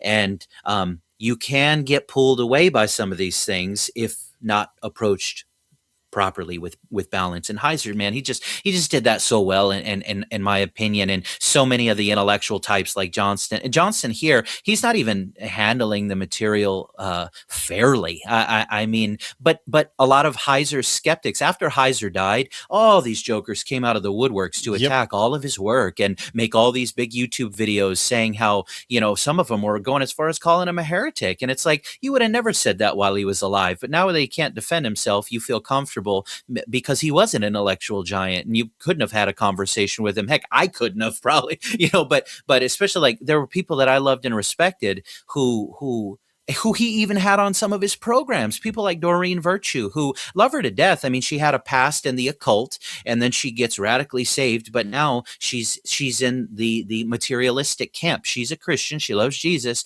but all the supernatural stuff she just thinks is silly and it's a distraction. And, Johnston's one of those intellectual types, one of those, I don't know if he's reformed in his soteriology, but those that dive deeply into Calvin was one of the guys that was like, oh, it's disproven by its own absurdity. Well, Calvin, you're not dealing with what the text actually says. You just said, well, it's so silly it can't be true. So, I don't know if it's nefarious in intent, but yeah. Yeah, and on Heiser real quick too, the one thing that I can't do it justice, of course, because of his intellect, but he perfectly explains how ancient thinkers thought in the view that they saw the world in. And what I'm getting at here is that, and I like to word it like this, Pastor Nelly, the reason that Jude and Peter pretty much directly quote from the Book of Enoch is because that they were reading it themselves. It had value to their understanding of the Bible. It wasn't weird. It wasn't freaky. It wasn't a distraction. Peter and Jude, they're New Testament writers who loved Jesus Christ and believed in Jesus Christ and died for Jesus Christ, and yet they saw the value of Enoch. It wasn't considered, well, let's not talk about that. It's not really focusing on Jesus. We need to just put that aside. No, they're quoting it. They're saying this will give you knowing these books will give you a better understanding of the whole spiritual battle that we're in, where we've been and where we're going, just like all prophecy in the Bible, Old Testament to New Testament. Jesus fulfills everything that was promised in the Old Testament. And this is a key to understanding that. I mean, the one thing that people like Jeremiah Johnston just don't seem to understand is if you want to throw the Nephilim out, the concept of the Nephilim out, then you have to answer to why God was so genocidal in the Old Testament. Yep. The Horim, the Raphaim, the Hezekim, the Canaanites, the Amorites, the Zamzumim. And he says, wipe them out, kill them, every man, woman, and child, and don't even bring their animals back. What? If you don't have any context for that, you're going to have an atheist that's going to throw this in your face at some point, and you're going to go, duh, yep. I don't know. have an answer. Right? Yep. So what I'm starting to wonder is if there is conscious or subconscious, if there's this energy out there that really wants to squash this story. They want this to go away. They want it to be discredited because it is the key to understanding what they're going to try to do next to us. Exactly. So burying it behooves them. Sorry, we'll get back to the video. I had to get that out. Sorry. Yeah, no, that's perfect, Outcast. I like that because it is, like you said, it is going to squash what is to come and what we are going to see. And they want as many people as they fooled as they can have. Now, if you want to expand this a little bit further into, our culture right now, look at all the work that Hollywood does when they portray these things in their Marvel and DC and, all these movies. It's all based on the same stuff right here. It's just corrupted information put back to us. So there is so much. And again, I just, for some reason, this guy here, he gives me the my spidey senses are up is what I'm saying with this guy right here. Jesse, I just came up with one. It's corrupted information for a godless generation. Boom. Perfect. I'm gonna coin that. Yeah. All right. Let's keep it going. And it's really fun and interesting and maybe even perhaps edifying for certain groups, but it's not historical as far as helping us understand. What I would say is this very clearly. First Enoch specifically, which is in the Ethiopian Bible, from a historical perspective, from a scholarly perspective, and from an archaeological perspective, does nothing to help us understand Genesis 6 and the Nephilim at all. What does it say in Genesis 6? Pause it there. Yeah. That the essential. That is crazy that he said that. Yeah, that particular statement is one of the worst things that comes out of his mouth in this entire interaction, because he says it has no value whatsoever. And the problem that I have with that is because the apostles read it, they quoted it, they dealt with the material. And for you to say that it has no historical or archaeological value or theological value, you're telling the apostles who walked, talked, ate, and breathed alongside of Jesus, who wrestled with this material. And again, who quoted it? Yeah, Enoch is not inspired. That's not what we're saying. I don't think it should have been included in the canon. I'm not one of those guys, but it informed their thinking. And so when the Spirit of God comes upon these men using their gifts, their abilities, their worldviews, their language, the Holy Spirit working through them affirmed certain elements of Enoch. It wasn't to say the whole thing was being signed off on. That's the danger, right? Because Paul quotes secular poets in his work. So if we're not careful, are we saying that everything that those poets were uttering was also divinely inspired? No. What the apostles, I think, would say if they could talk to us right now is that all truth is God's truth. So when a secular poet speaks truthfully, we can say, yeah, that resonates with something. As a fellow image bearer, that resonates with something that ties back to the one whose image we were made in, right? There's something true about what you're saying that transcends this life and what I can see, taste, touch, feel, hear, right? And so when they're quoting the Enochian literature, when they're quoting First Enoch, the Spirit working through them is affirming some of those ideas that were included in that work are accurate. And I think we just have to be careful. It's like, well, how much? That we won't know until we get there. That's the messy part, right? Because it's like Enoch also starts to talk about, the specific number of watchers and where they met and those kinds of things. And I tend to agree with a lot of that stuff, because when you do study the archaeology and the history, you start to realize, like, oh, dang, Mount Hermon was important. Oh, man, this 200 number is kind of important, because we got about 200 massive craters around the planet that it's like, oh, wow, isn't that interesting? And, you'd sent the text before earlier today. You had mentioned that there's a certain building that has really powerful people that meet in it that happen to have 200 chairs. It's like, exactly.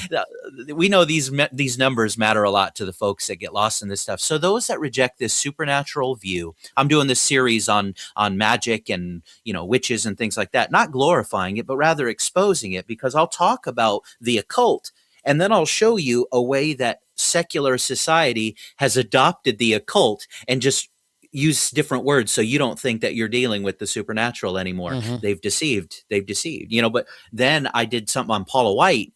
I did it before it was cool, by the way, because I was already working on this because everyone started talking about her after she, said or did something else stupid concerning the president.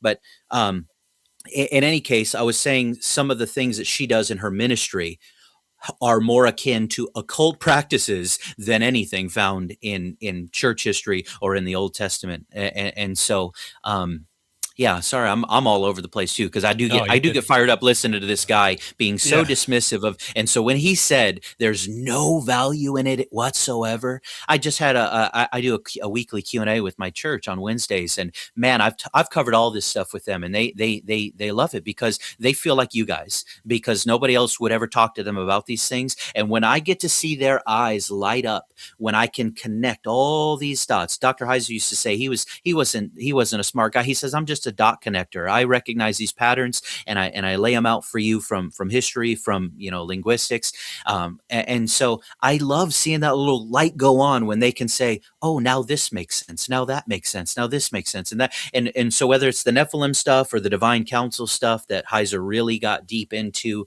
man, it has such explanatory power to help us understand the grand narrative of the Bible. And for this guy, and Johnston, again, I want to be charitable. I do believe that his thinking is poisoned by academia. I see academia as the enemy. I don't see Johnston as an enemy. Not that the enemy can't use, some of the things that he's saying, but again, I'm just trying to be charitable, especially when he is so big on defending the shroud and the awe that he expresses about Christ and urging people, man, read your Bible. It only takes 70 hours to read your Bible. So again, I don't want to throw everything that Johnston says out, as an apologist, as a scholar. I mean, he's probably learned more than I have forgotten, or he's probably forgotten more than I've ever known. I mean, but going that academic path, you tend to drink from wells that I think are poisonous. And I think you guys would agree with that, that as well. So, yeah. I want to add one thought before we move on to this next segment. Sure. He is so dismissive of Enoch. It's very reminiscent of how he was at the very beginning of this segment when he dismisses the Ethiopian Bible. I like to say it like this. Nelly, correct me if I'm wrong about something because you know more than I do, but I like to look at it like the reason that those books are in the Ethiopian Bible is because the very earliest Christians, some who may have even seen and witnessed and were healed by Christ, brought those books with them when they escaped persecution to Ethiopia. And you're just going to wave it off and go, yeah, Shawn, there's nothing to know about this Ethiopian Bible. It's just, there's different little sections of the world that have their own little traditions and it doesn't really matter. The same way he's dismissing Enoch, he dismisses the whole Ethiopian Bible. I think it's pretty distasteful, honestly, because I think the Ethiopian Bible, for sure, some level, is fascinating. And I mean, even if you don't believe that those books are holy canon, they're included for a reason. What's the reason? Those earliest believers brought them with them. Why? Because they were just like Peter and Jude. They were studying those books. And this guy wants to go, yeah, whatever. There's nothing to the Book of Enoch, and there's nothing to the Ethiopian Bible. Let's move on, Shawn. This is silly. I mean, I think it's very disingenuous and strange of him to go out of his way to not answer these direct questions about these two books.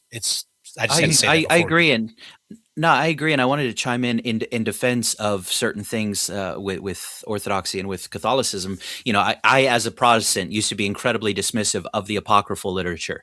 I used to sound like this guy too. So I'm so grateful for, again, guys like Heiser, because with Enoch, I didn't know enough about it to even shut it down, but I was kind of conditioned to see it negatively. Anything that came from, the apocryphal texts, anything that came from that intertestamental period, I was kind of trained as a Protestant to look negatively upon it, when even if you don't believe it to be inspired, it has incredible historical value. And like you said, Outcast, there are people that felt it important enough to bring along, to preserve. And if nothing else, even if you're like, well, it's not inspired, so it's not important. That's ridiculous. That's like saying all history doesn't matter because it wasn't inspired. No, history is what helps us to understand the inspired material. How can I understand the Old Testament? I need to study ancient history so I can understand the Old Testament, because guess what? The world back then ain't the way that it is. Like we were saying earlier, even if you want to understand the Old Testament, you don't go to the first century in order to do that, because that's not the time that it was written in. You got to go back even further if you want to have an accurate understanding. Who was it being written to? How did they view the world? What was the world like that they lived in? And when you do that, I mean, this stuff that we're talking about does have such powerful explanatory ability, because when you're going through the Exodus account, when it says that God's not just judging the Egyptians, that's not what the text says. It says that he was judging the gods of Egypt. He was judging the Elohim of Egypt. And when you lack the supernatural worldview and the divine council worldview, it's like, well, what does that mean? Oh, so he's just talking trash about a bunch of fake beings? No, these were actual beings in rebellion, and he was judging them along. And then when you realize every single plague was attacking a different Egyptian deity, it just, it's so crazy, and it's exciting, and it brings excitement to the Bible. So, yep, awesome. I like it. Let's get back to it. We're going to try to squeeze this into 15, 20 minutes here. So let's see what we got. Back to Jeremiah Johnston. Actually, that this race, this angelic race, may have created offspring with females that hastened the judgment of God. He says may flood, have. that we see right after that passage. We just don't know. That's the thing. We don't have to do CIA, context, interpretation, application. That's all Which we he know. does none It of. could It says in Genesis 6 that he came down and mated with the daughters of men and created these beings. Why is he not acknowledging that? Yeah, well, because it's not intellectually safe to do so. In the circles that he travels in, Dr. Heiser, he really helped blow the lid off of these things, right? And so, but a lot of academics ostracized him because of it, because they're snobs. It's chronological snobbery. It's we're more modern, so we know better than ancient man. And it's like you talk about context and then you ignore the context that ancient man had as they were writing and interacting with Yahweh, right? And so, it's arrogance. But in order to, and that's another reason why I believe young Earth creationism. We talked about that earlier in the show too. Young Earth creationism. If you believe in a young Earth, you immediately get ostracized in certain circles, even within our domain here and dealing with kind of the fringe. You know, when I'm into the fringe, right? That's the whole basis of my show, The Dancing Toaster, is dealing with the fringe.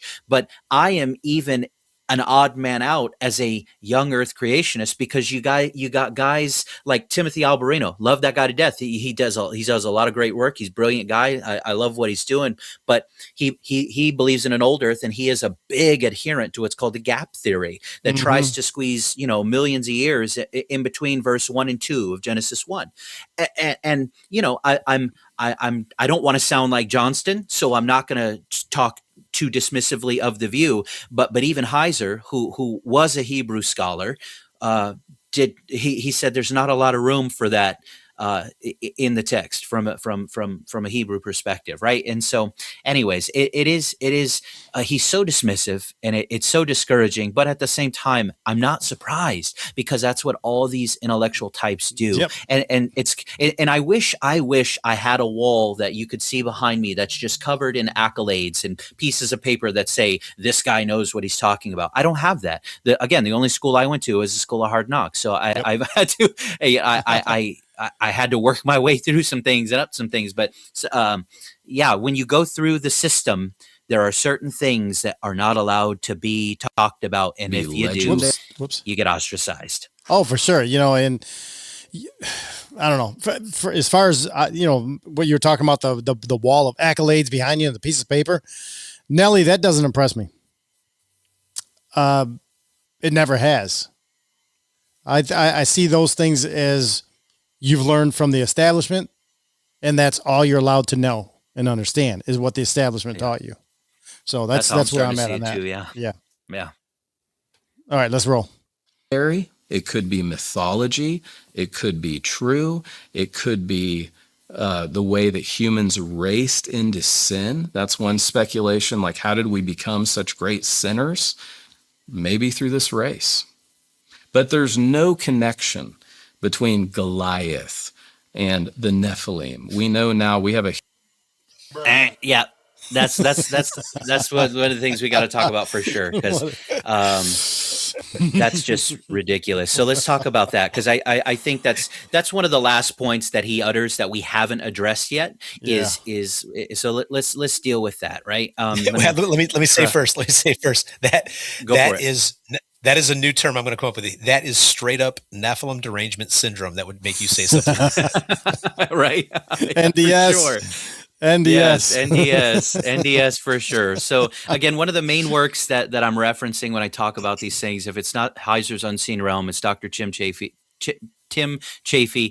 Fallen is the name of the book. So we know that Genesis 6 says the Nephilim were on the earth in those days, and also afterward, whenever we talked about the Hebrew Asher, whenever the sons of God came and the daughters of men. And so right there, we see what's being said. The text is letting us know that these Nephilim, they showed up, they helped lead to the flood. because there's this wickedness, and for those that say, well, no, man just got really bad, and that's why God flooded the whole world. It's like, whoa, it had to be something incredibly severe for him to respond in such a way. And I think that, again, this interpretation of Genesis 6 helps us also. It helps us to understand why the flood happened, what necessitated the flood. But as you pointed out, Jesse, earlier, with the war in Canaan, the holy war in Canaan, when they get there and Joshua and Caleb are claiming the land, a bunch of people, there are certain groups that are deemed for destruction, entire destruction, right? But it's not everywhere they go. It's only certain ones, and the certain ones just so happen to be the ones that would have had Nephilim clans, right? And so the text is letting us know they will show up after the flood. They did. The same mechanism that produced them the first time around is how they come later on. Angelic beings procreating with human women. It happened again, and I didn't come up with this term either, but the multiple incursion theory, that it happened before Genesis 6, it happened after, which is why the grammar allows for it, asher, whenever. When does it happen? Well, it happens whenever the sons of God, the B'nai Elohim, lay with the daughters of men. We're not reading into the text. We're not even building our theology on Enoch, as he's accusing us of doing. The text is telling us what happened, and Dr. Johnston, bless his little heart, that's what we say in this, oh, bless his heart, he didn't go there at all, and he claimed this claim, there's no connection between Goliath and the Nephilim. He is so confidently wrong, yeah. Right? So Numbers 13:33, the spies come back from scouting Canaan, and they say, and I'm going to read it directly, it says, there also we saw the Nephilim, the sons of Enoch are part of the Nephilim, and we became like grasshoppers in our own sight, and so we were in their sight. So who are the sons of Enoch? They're the Anakim, explicitly identified as what? Nephilim. And the Septuagint called them Gigantas, not fallen ones, giants. It's all very plain. It's historically established. It's textually established, and we haven't touched on Enoch now, but we can now. He says, well, it has nothing to do with Goliath. Oh, shut up. It does. Follow the trail, because this is where it gets good, right? Deuteronomy 2 tells us about the Rephaim, tells us about the Emim, the Zamzumim, and every single time Moses wants to communicate how massive these clans were, he compares them to the Anakim. He says, every time he says they were as tall as the Anakim, they become the benchmark to Moses. What was the Anakim? Well, Numbers tells us the Anakim were Nephilim. They were gigantas. They were giants, not fallen ones, giant ones. Deuteronomy 3 introduces us to the king of Bashan, King Og of Bashan. He's identified as a Rephaim, as tall as the Anakim. What's that? He was a giant. And we're told he was so big that his bed was made of iron that was 13 feet long. So this is a big bed. He's a big boy, and he's not just somebody's. Some say, well, no, he wasn't a giant. The only reason he had this bed was to show how important he was, and it's just like, you're reading into the text. Yeah, if anybody's reading into the text, it's you. So where does Goliath fit in? Before we run out of time, I got to seal the deal here. Goliath comes from Gath. His brothers and his relatives that David's mighty men fought against, 2 Samuel 21, all those guys were from Gath.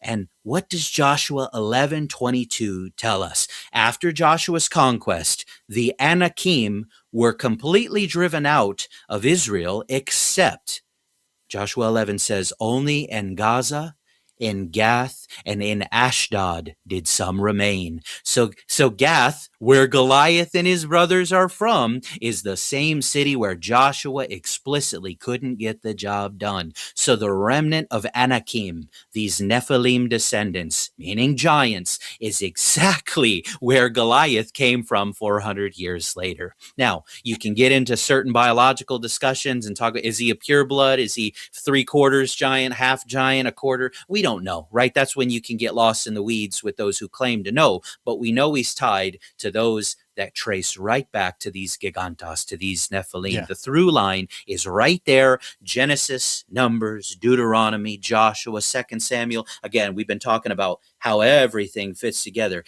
Johnston is not dealing honestly with the text. It's all connected. It's not conspiracy. It's not, getting lost in Enochian stuff or genealogies. It's like, no, we just trace the through line using nothing but the Bible. I didn't touch on Enoch at all. And so a man who spent 3 years tracing the resurrection belief, through Jewish and Christian literature and stuff, to tell the audience there's no connection between Goliath and the Nephilim, I'm not mad. I'm not even surprised. I'm just disappointed. I'm disappointed in him because he's a bright guy, but he's doing what so many eggheads like him do. And Lord forgive me, but it's the academia that causes the brain rot that won't allow you to see certain things that are so plainly there. Nelly, you're doing it just like I hoped you would. Thank you so much for this depth. I mean, this is what we need. I'm trying, guys. I'm trying. No, you're blowing my mind. But I just want to add one little thing too. I mean, this is kind of redundant, but I got to say it. Goliath wasn't like Andre the Giant with a genetic defect because he had 4 brothers that were the same size. Yep. This is you don't get that genetic. If it was like Andre the Giant's giantism, it pops up randomly, one in how many millions of people. This was like a whole family of them, and it tells you that. Not only does it say they're from Gath, like you love how you connected the dots there. I don't know if I've ever heard anybody else do that exactly like that. So thank you. But for our casual listeners, Goliath was an anomaly in his family. There was 4 brothers the same size that they went and killed. So am I correct? Was there 4, Nelly? Is that right? 4 others, yeah. Yeah. The mighty men would take them out. Yeah.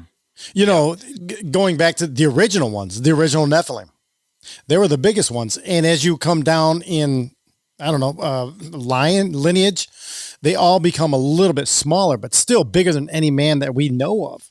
I mean, and Nelly, was my observation correct earlier when I said that, like, from my understanding, now Jeremiah Johnston doesn't talk about it in this episode, but in other documentaries I've read about the Shroud, Jesus is about 6 foot tall. Now I know that Jesus is much later in history than the Nephilim would have been, or Goliath would have been, but this guy's saying that I think you're going to play it here in a second, Jesse. He says that Goliath is 6'8" or 9 or something like that. It's like, then it's crazy. Why would they be shocked by his size? I mean, that's big. Yeah. It's not like, well, a music lover ridiculous. Pointed out too something about Saul. Saul was the king when David fought Goliath, right? Yep. And why does the author of 1 Samuel go out of his way to let us know Saul was a head and shoulders taller than everyone else? Height was a big deal especially back in the Old Testament, right?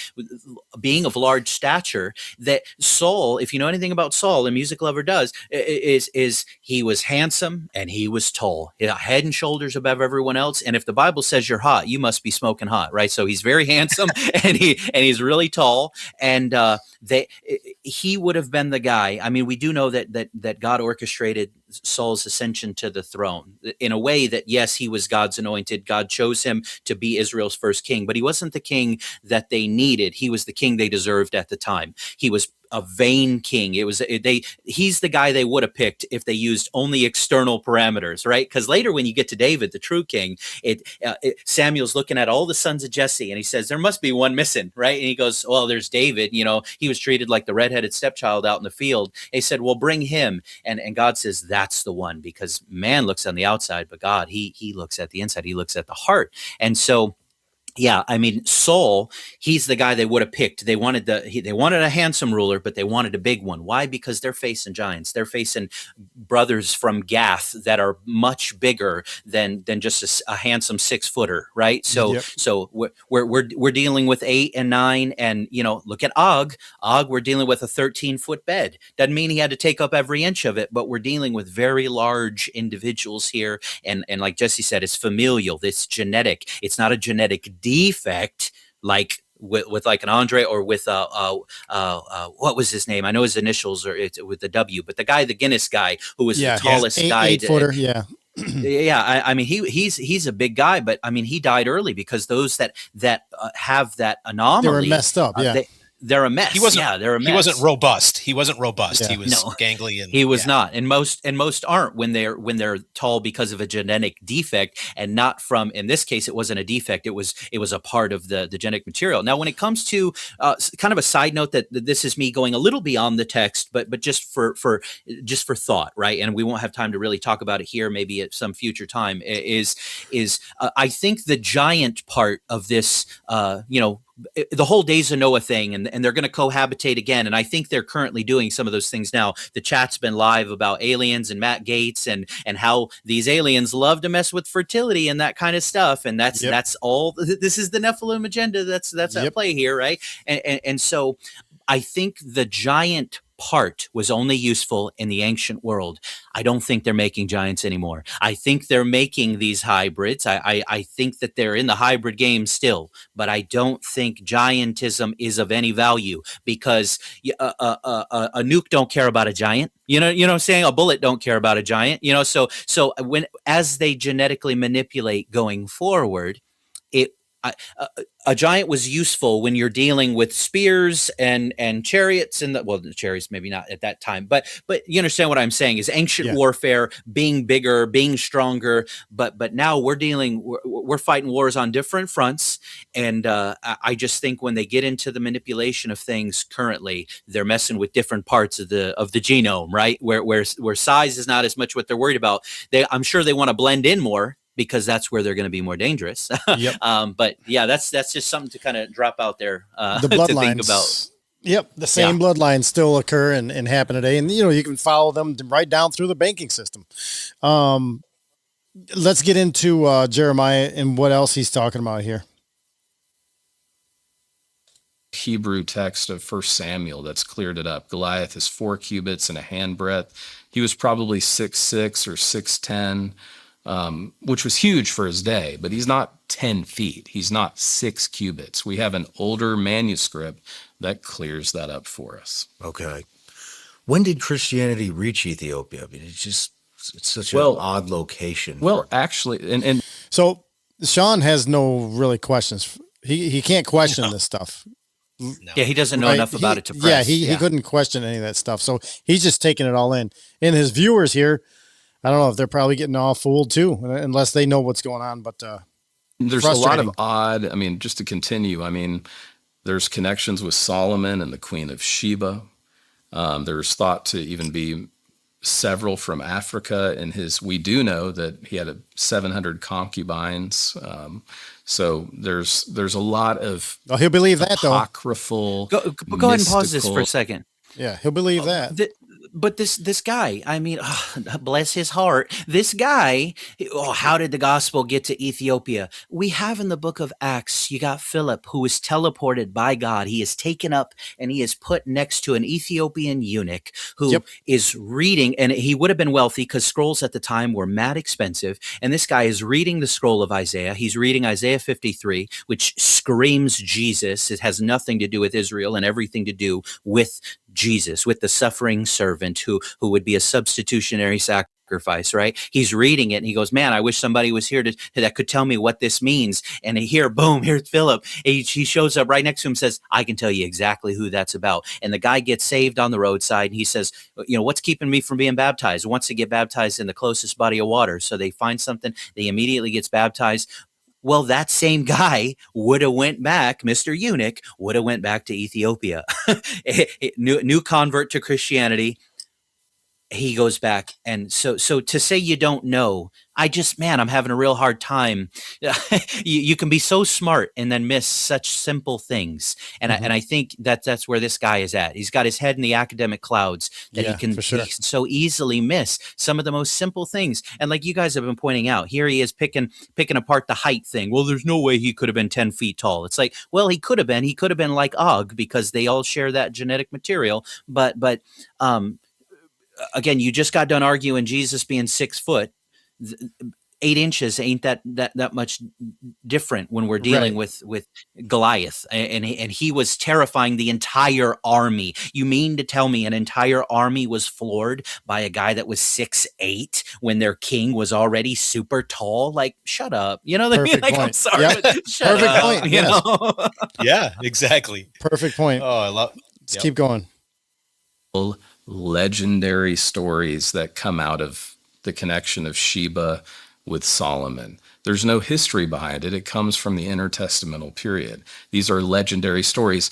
When I lived in Oxford, I took my daughter Lily, and my wife Audrey to Glastonbury. Glastonbury is like where a big musical fest is. We didn't go to that, but I went there because there was a legend that Joseph of Arimathea had brought Jesus to Glastonbury in England. You know, it's just a total legend. Yeah, right by King Arthur, by the way, where King Arthur was buried in the Knights of the Round Table. I mean, different Christian communities developed these unique, legendary, almost fanatical perspectives that are based on their ethnicity, where they're from, what they're facing. And so what you have, though, First Enoch was never removed from our Christian Bibles. It was part of the canon or library of Ethiopian Christians because their text developed in much more isolation, because it's amazing there are any Christians at all in Ethiopia after the Islamic conquest. So it's just important to help people understand the concept of canon, rule, what we call canon. The Bible is a library, and we have to always make sure we keep it. There's genres of our library. There are books, there are biographies, there's poem, wisdom literature. Half of the Psalms are Psalms of lament. And so we just there's nothing hidden. Can you We're not pause it there real missing quick? out. Now, when I teach, which What's that? So there's a lot of humble brag going on, right? And Music Lover caught it too, because he drops Oxford in there just casually, even though it has nothing to do with the question that Shawn Ryan asked, right? Yep. So he's currently doing, and I've fallen into this trap too, because I can be pretty long-winded, but he is saying a whole lot without saying anything.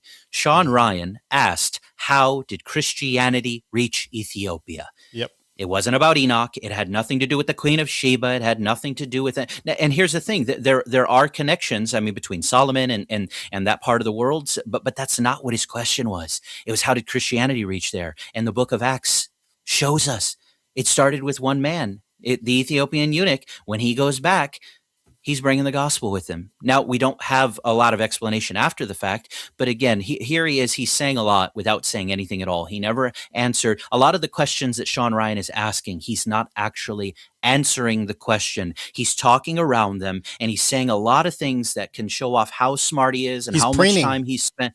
Yeah, yeah. He's preening And so like it's all my chickens. posturing. Yep. Yeah, yeah, exactly. Yeah. And so he's saying a lot without saying anything. And it's incredibly frustrating because there's a lot of people that are listening to Shawn Ryan, that Shawn Ryan, in his defense, he's had guys like Johnston on that say, some good, some bad, but then he's got other guys who would come on and affirm some of these beliefs, so he has. You can already tell Shawn Ryan is familiar with the Nephilim story, the Genesis 6 interpretation that's more supernatural, or he would have never brought it up in the first place. So he has had guests on that had that view, and in fairness, he's having a guest on that holds to another view, even though he never actually defends it. But in this case, Shawn Ryan asked a very specific question, and I just wanted to point out that Mr. Intellectual High and Mighty here never answered the actual question itself. He talked around it, and he showed off a bunch of information that had nothing to do with the question.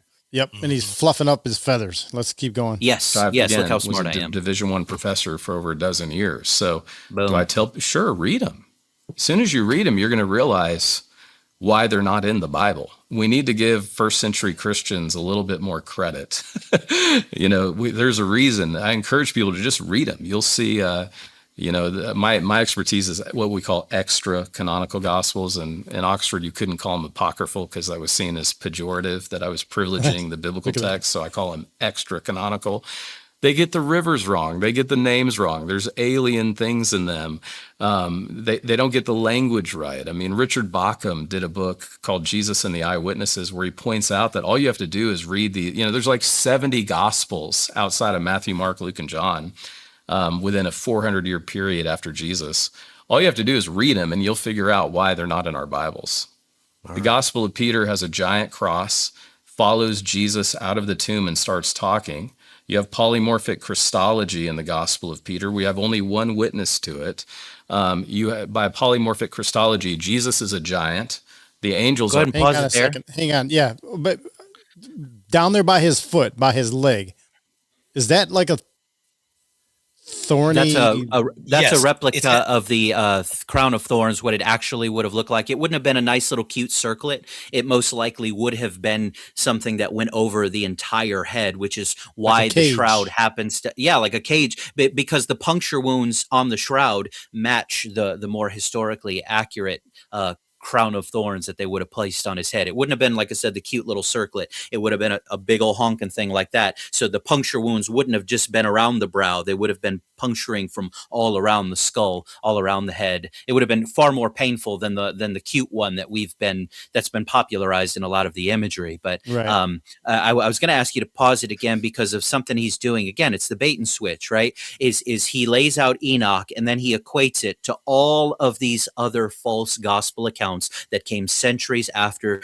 Matthew, Mark, Luke, and John, right? We know that there are a ton of false gospels that have all kinds of erroneous data in them. We're well aware that those exist. And when you read them, they don't line up with the synoptic gospels. We know that they came much later. They were all pseudepigraphical, meaning, and this was common, slap somebody else's name on it as though they were the author, even though they weren't. It wasn't seen as being dishonest. It was just something that was common in ancient writing, right? But I don't like he's doing it again. Is he lays out something that's clearly false, which are all these extra gospel accounts that we purposely don't include in the New Testament because we know they're forgeries, we know they're fakes, we know they came centuries after the apostles, right? We know that. But then he's sneaky and tries to say, and see, Enoch is just like that, guys. So we don't really need to know it. And it's like, stop it, because the apostles read First Enoch. They quote it. So we know they were familiar with the material. So you pretending as though the false gospel of Peter or Jude or whoever, Thomas, all these false gospels that came centuries after, Enoch is not that, especially First Enoch. It was read by the apostles. It's quoted. It shaped. It's not inspired, but it shaped how they viewed their world. And so I don't like how he equates the two. It's intellectually dishonest. Again, I'm not surprised because of the circles that he travels in, and he loves to let everybody know about it.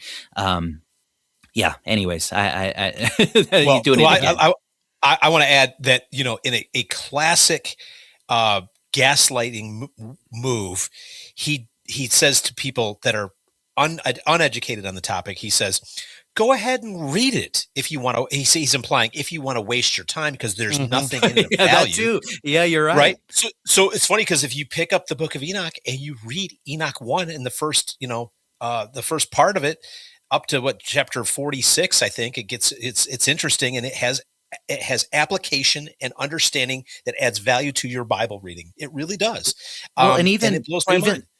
Well, even the whole picture of there being, Sheol, you have Hades or Sheol, the underworld, and there being a place underneath that was specifically for housing supernatural beings in rebellion.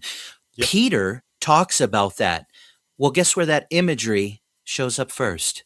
The Enochian literature. And yet Peter has no problem using, under the inspiration of the Holy Spirit, has no problem using that same imagery. Why? Because, that's how it is. Those beings, the first wave of B'nai Elohim that rebelled, they were confined. According to Jude, according to Peter, they were confined. And Peter he uses the Greek term for it, Tartarus, and he says that's where they're confined. But that idea also is found in the Book of Enoch. Again, it shaped their thinking. It has value. And I agree with you, Outcast, that the way that he talks about, if you want to, if you really want to waste your time, you want to waste an afternoon, I guess you could read that stupid book. Yeah. It's like, I give you permission to read it. Yeah. Yeah. Jude and Peter didn't think it was stupid. And you know what the normies are going to do? They're going to go, well, obviously it's not worth reading. I'm not going to go out and try to find a copy of that. I got my Bible here. It's like, he's hiding the fact that it can be, I hate to steal this term, but it's a Timothy Alberino term. Enoch can be a Rosetta Stone to better understanding the Bible, the arc of the Bible in a lot of ways. Yeah. Another thing that I can't get over, there's a couple other aspects of Enoch that I love, and I love to ponder them. In Enoch chapter 1, right out of the gate, it says essentially, see, I could just read it here. In the words of the blessing of Enoch, wherewith he blessed the elect and righteous, who will be living in the day of tribulation, when all the wicked and godless are to be removed. And he took up his parable and said, Enoch, a righteous man whose eyes were opened by God, and saw the vision of the Holy One in the heavens, which the angels showed me. And from them I heard everything, and from them I understood and I saw, but not for this generation, but for a remote one, which is for to come. To me, I think this is prophetic, saying these writings are intended for those living in the last generation. Another thing I love about this first chapter is he mentions that there'll be wickedness removed from the earth. That's, if you read the parable of, I think it's Matthew 13, the parable of the wheat and the tares. Jesus says the wicked will be removed from the earth. Okay. And then you get later into chapter 46, it talks about his hair being white as wool. That's exactly what it says in Revelation. Later in chapter 48, there's something else. Oh, he talks about the one who was and is to come, essentially exactly what John chapter 1 says about Jesus in the very beginning. The one who, the one who was there in the beginning. Enoch talks about him in chapter 48 about the Messiah in the exact same context. I actually, for a hobby this past weekend, I went through and I found all the Enochian references to Jesus and marked them in my Bible. It's nice. It's interesting. It's beyond the Nephilim. It has other things that I think are really quite interesting. I mean, correct me if I'm wrong, Nelly, but I think it's fascinating on a multitude of levels. Well, and the apocryphal terminology that they use as well, it heavily influenced the vocabulary of the apostles. There's, I believe it was Heiser as well that did work on that. That a lot of the terminology that they use concerning end time stuff, end of the world type stuff, and even terms of Messiah. A lot of the terms for Messiah and a lot of terms for eschatological terms looks like they're ripped from the pages of Enoch, which is just really interesting. Again, it just shows that it informed their thinking heavily. Yeah, that's what I'm trying to say. Thank you for cinching that up for me. Thank you. That's exactly what I was trying to say. Appreciate that. Let's finish this thing off here. Giant, and you have a hovering, talking cross. And some people wanted to call that the fifth gospel. A hovering, talking cross. Yeah, the cross gospel. John Dominic Crossan wrote about it. So again, we have one witness to it, P. Cairo 10759, which, by the way, does include some aspects of Enoch and some other things. So again, these are libraries that traveled together. The church was very intelligent in that they recognized immediately the sacredness of Scripture. So like Jerome would have said in the Latin Vulgate, these books are sacred. The Apocrypha is helpful for helping us understand. I want to be very clear. It helps us understand the world in which they were written and appreciated. Bishop Serapion at Rosses, he just contradicted himself. Of Peter, right? Bring it up. Now he's saying it's important. Now he's saying it's important. Now he's saying it has value. Yeah, which he did just a minute ago. It didn't. This guy, man, he's got that NDS, boy. I don't mean to pick on anybody's appearance. I have no room. But that coif should have been a red flag for me from the beginning. I don't know that. I always tell people that I got a face for radio. But Jeremiah, I'm talking about Jeremiah Johnston's coif. That's what I'm talking about. I know, but it's got televangelist written all over it. Oh, totally. Looks like what is it, baby Uncle Billy or baby whatever. It's giving car salesman. It's giving car salesman, right? It does. Yeah. Music Lover says only one witness slap the roof to talk to a talking cross. No wonder Jesus made sure hundreds of people saw him after the resurrection. If that guy is getting recognition, you know what? Something else you said too, Nelly, was the talking about Sheol and Tartarus. Remember when Jesus died, he went down there and he talked to them and scared them. He declared victory. What are you doing down here, Jesus? And he told them, you're going to see us again. And, so that there's this whole thing there about that, and they're locked down there. And he's like, peace out. You'll see all of us again later. Yeah. When that day into comes. The heart of the earth and declared victory over them. Yeah. Dang. All right, we got to get through this, you guys. Let's go. Stop clowning on his hair and stuff. Here we go. Christian community along with the Gospels. So you just have this emergence of unique traditions with some of these different Christian communities. That's all there is. And we've known this forever. And not by we, I mean Bible scholars. So when I hear this fascination with Enoch and giants, there's no connection, Shawn, between Goliath or giants today. We already dismantled that. Yeah. Bro. Yeah. We already dismantled that. That it really, I mean, for him to not be able to do that, and he loves, we scholars, we knew this material existed. We scholars did, and we know it's stupid. And it's like, I'm no scholar. I am an idiot self-taught pastor hanging out in my office surrounded by action figures of Ghostbusters. And I just went through the 5 passages that get you from Genesis 6 to Goliath and show how Goliath very much is connected to the Nephilim, because Joshua, the book of Joshua told us the Anakim, the Nephilim survived in Gaza and Gath and Ashdod, so yeah, that for him to be able to say it and say it with his chest out is so frustrating, but he's not unique in that though. He's not unique in that. And so, he's not the first, he won't be the last. And even though, Johnston is on Shawn Ryan, hasn't Timmy Alberino been on Shawn Ryan too? Maybe. I don't know. Maybe. Not sure. I'm pretty sure he was on there as well. So in Shawn Ryan's defense, he as doing what he's doing with his show is having people on with various views and allowing them to state their positions. That's what he's doing. And so now, yes, he gave Johnston airtime, but I think he did. Go ahead. I think when Alberino was on, he was relegated to alien disclosure. Honestly, I don't. Oh, okay. That hair, yes. I told you it's giving car salesman. I think he's going to slap the roof and tell me, boom, boom. We all know that book is stupid. Yeah. But let me get you into this used Honda Civic. All right. Wait, go back to that picture one more time. It Dr. Wright from my show, that's how some people imagined him before. Yeah. Sorry, go ahead. Wow, that's hilarious. Do you guys know what this is from, right? Yeah. Righteous Gemstone. Righteous Gemstone. It's crazy. Yeah, I'll bet you he's got ostrich skin boots on too. Oh, he does. He's got everything. Baby Billy's got everything. Golly. Man, I'm just getting mean now. I'm amazing. sorry. I know. We're No, it's fine. Right. You're fine. You're fine. Do we need to look at more of this Jeremiah Johnston, or we get the I think we got the gist of it, quite fantastic. frankly.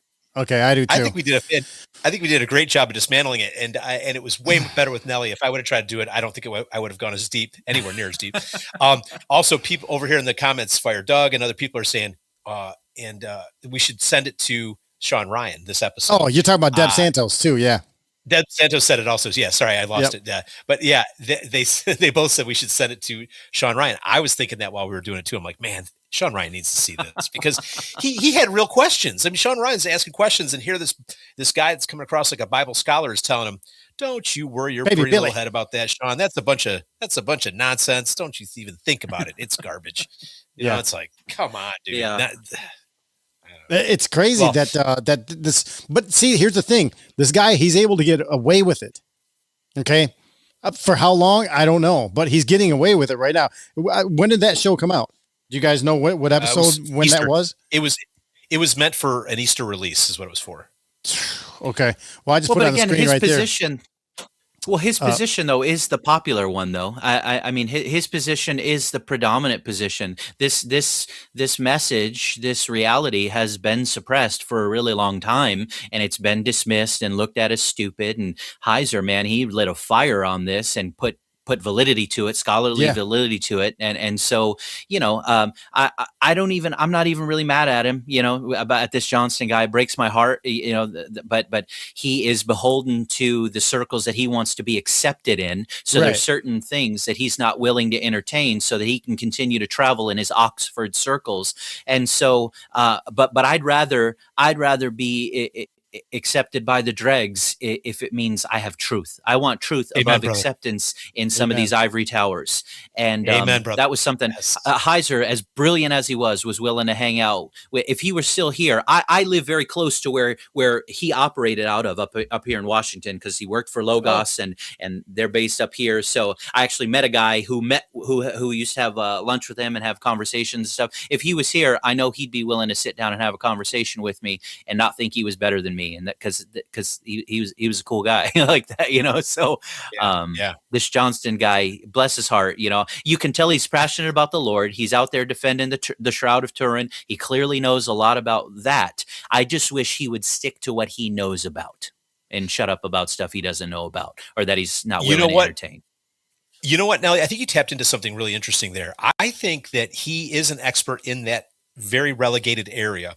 And when he was asked on the show and Shawn started asking the weird questions and he wasn't prepared to answer them, he went into full-blown BS mode. He went into, I'm going to talk. You know what I mean? He went into Oxford mode.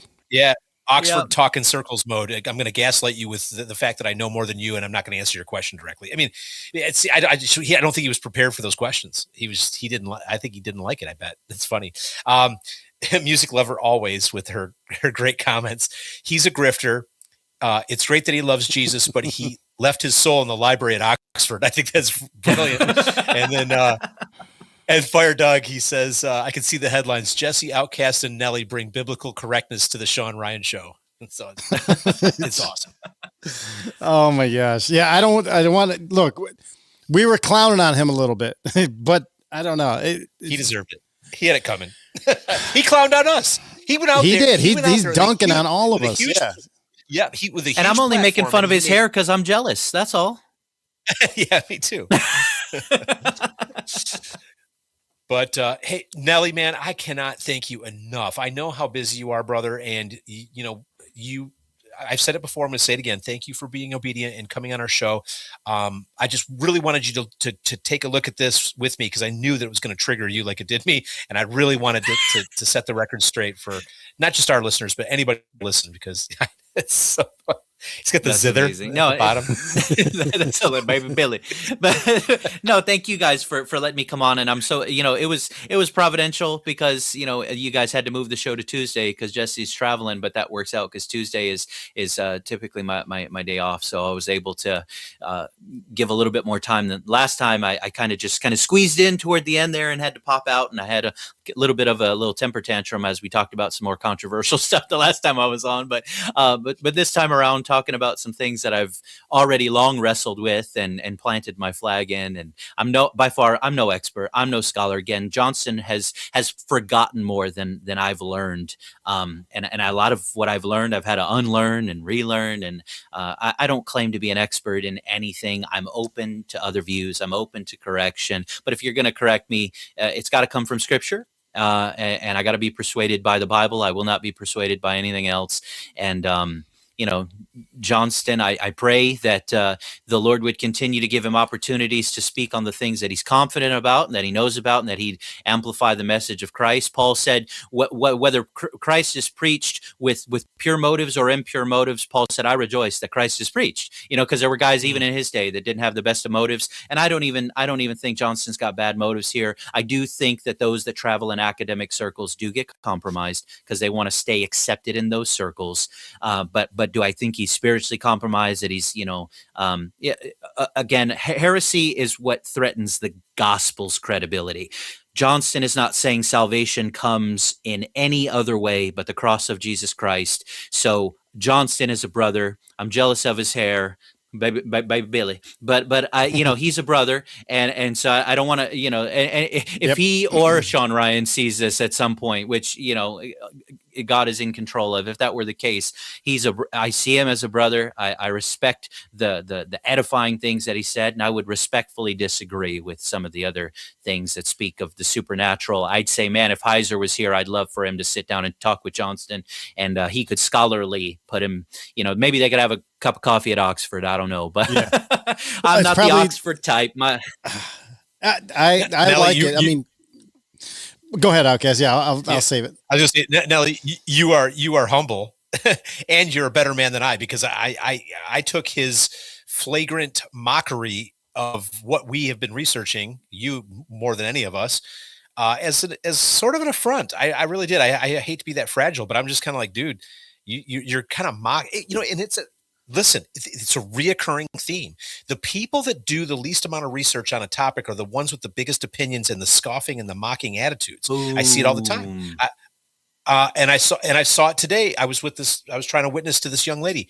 She knew nothing. And yet, she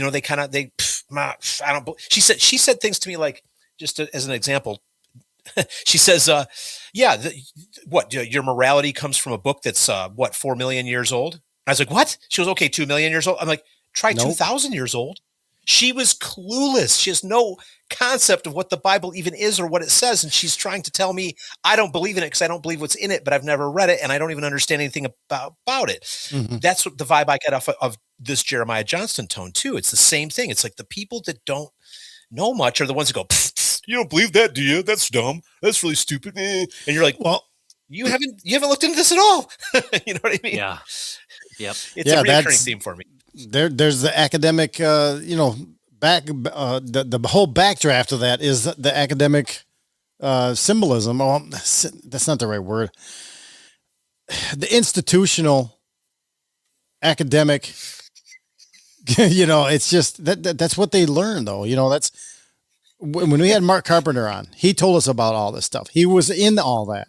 And, they would not let him come forward with a lot of stuff that he was finding out. And there was an academic wall that he ran into. Remember that?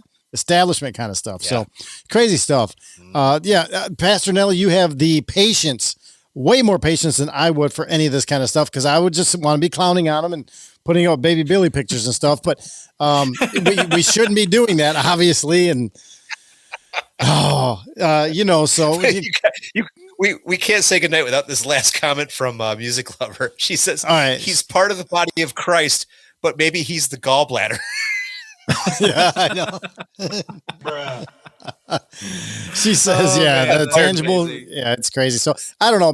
Okay, look. So if we're going up against the establishment academia, maybe this is the way to do it because Shawn Ryan's not going to be able to do it, right? He can't do it, and there's no way I could have done it without you guys, especially Nelly. There's no way we could have tackled something like this, but with your background, you gave us the confidence to go ahead and speak on this. And, it all falls off the back of Heiser, where it all started from on this episode. Michael Heiser and Missler. Yeah. And Chuck Missler, great guys. But listen, we have Dr. to keep Tim these Chafee things too. alive. Go check his workout too. Who's that? Dr. Nelly? Tim Chafee. That's the guy that wrote that book, Fallen, the Sons of God.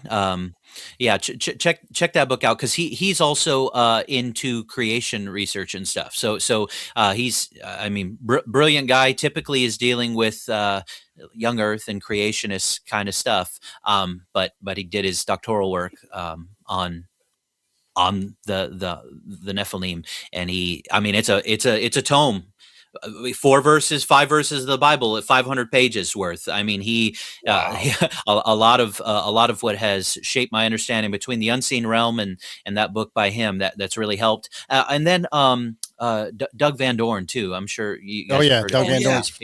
He's got some. I can't remember the name of his book, but he also has done some work with this as well. And it's fascinating as well because even some of the names of the different giant clans have different meanings and could have suggested specific things about their clans and maybe some of the abilities that they had that. I told you the size thing might have got swapped out somewhere along the way for some of these tribes, so great minds.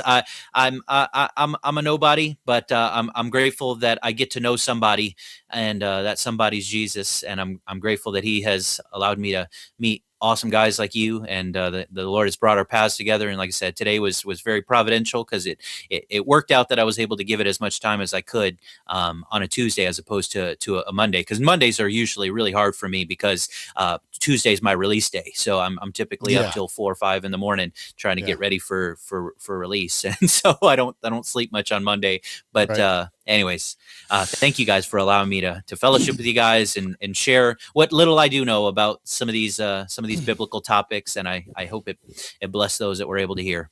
Yeah, well, it was awesome. Any final words, Outcast? Or did you say it I've yet? I've said enough, but All right. love you, brother. Thank you so much for coming on the Love show. you guys. You really helped shore this idea together. We couldn't have done it without you. Love you so much, and I pray that your ministry goes far and wide. That God takes the words that you have to say, your humility and your love of His Word. I pray it goes to the ends of the earth, brother. I really do. God bless you. Thank you. Thank you. That's Love you right. guys. Pastor Nelly, everybody, the Dancing Toaster podcast. Go check him out on all social media at the Dancing Toaster. And tomorrow, when you guys wake up tomorrow, go find his episodes. All right, go listen to the podcast. It's really good. And Nelly, good to see you, brother. Glad you came back. And we'll keep this thing going. I want to see. Let's brainstorm how we're going to get this over to Shawn Ryan. All right, it's got to happen. All right, guys. Hey, Nelly, stay dangerous, brother. We'll talk to you soon. God bless. All right. Report suspicious activities and call 911 for immediate response. Expect delay. Nobody else is moving days in from the south. Stand by.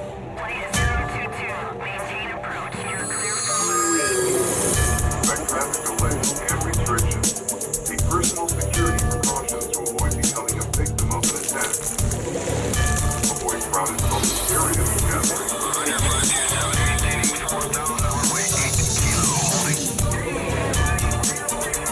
Do not travel in areas affected by the attack or in a known area of elevated virus activity. Keep emergency supplies accessible and a full tank of gas at all times. Be careful. Government officials insist that this is an isolated incident different from the packet of perhaps we will continue to keep you informed.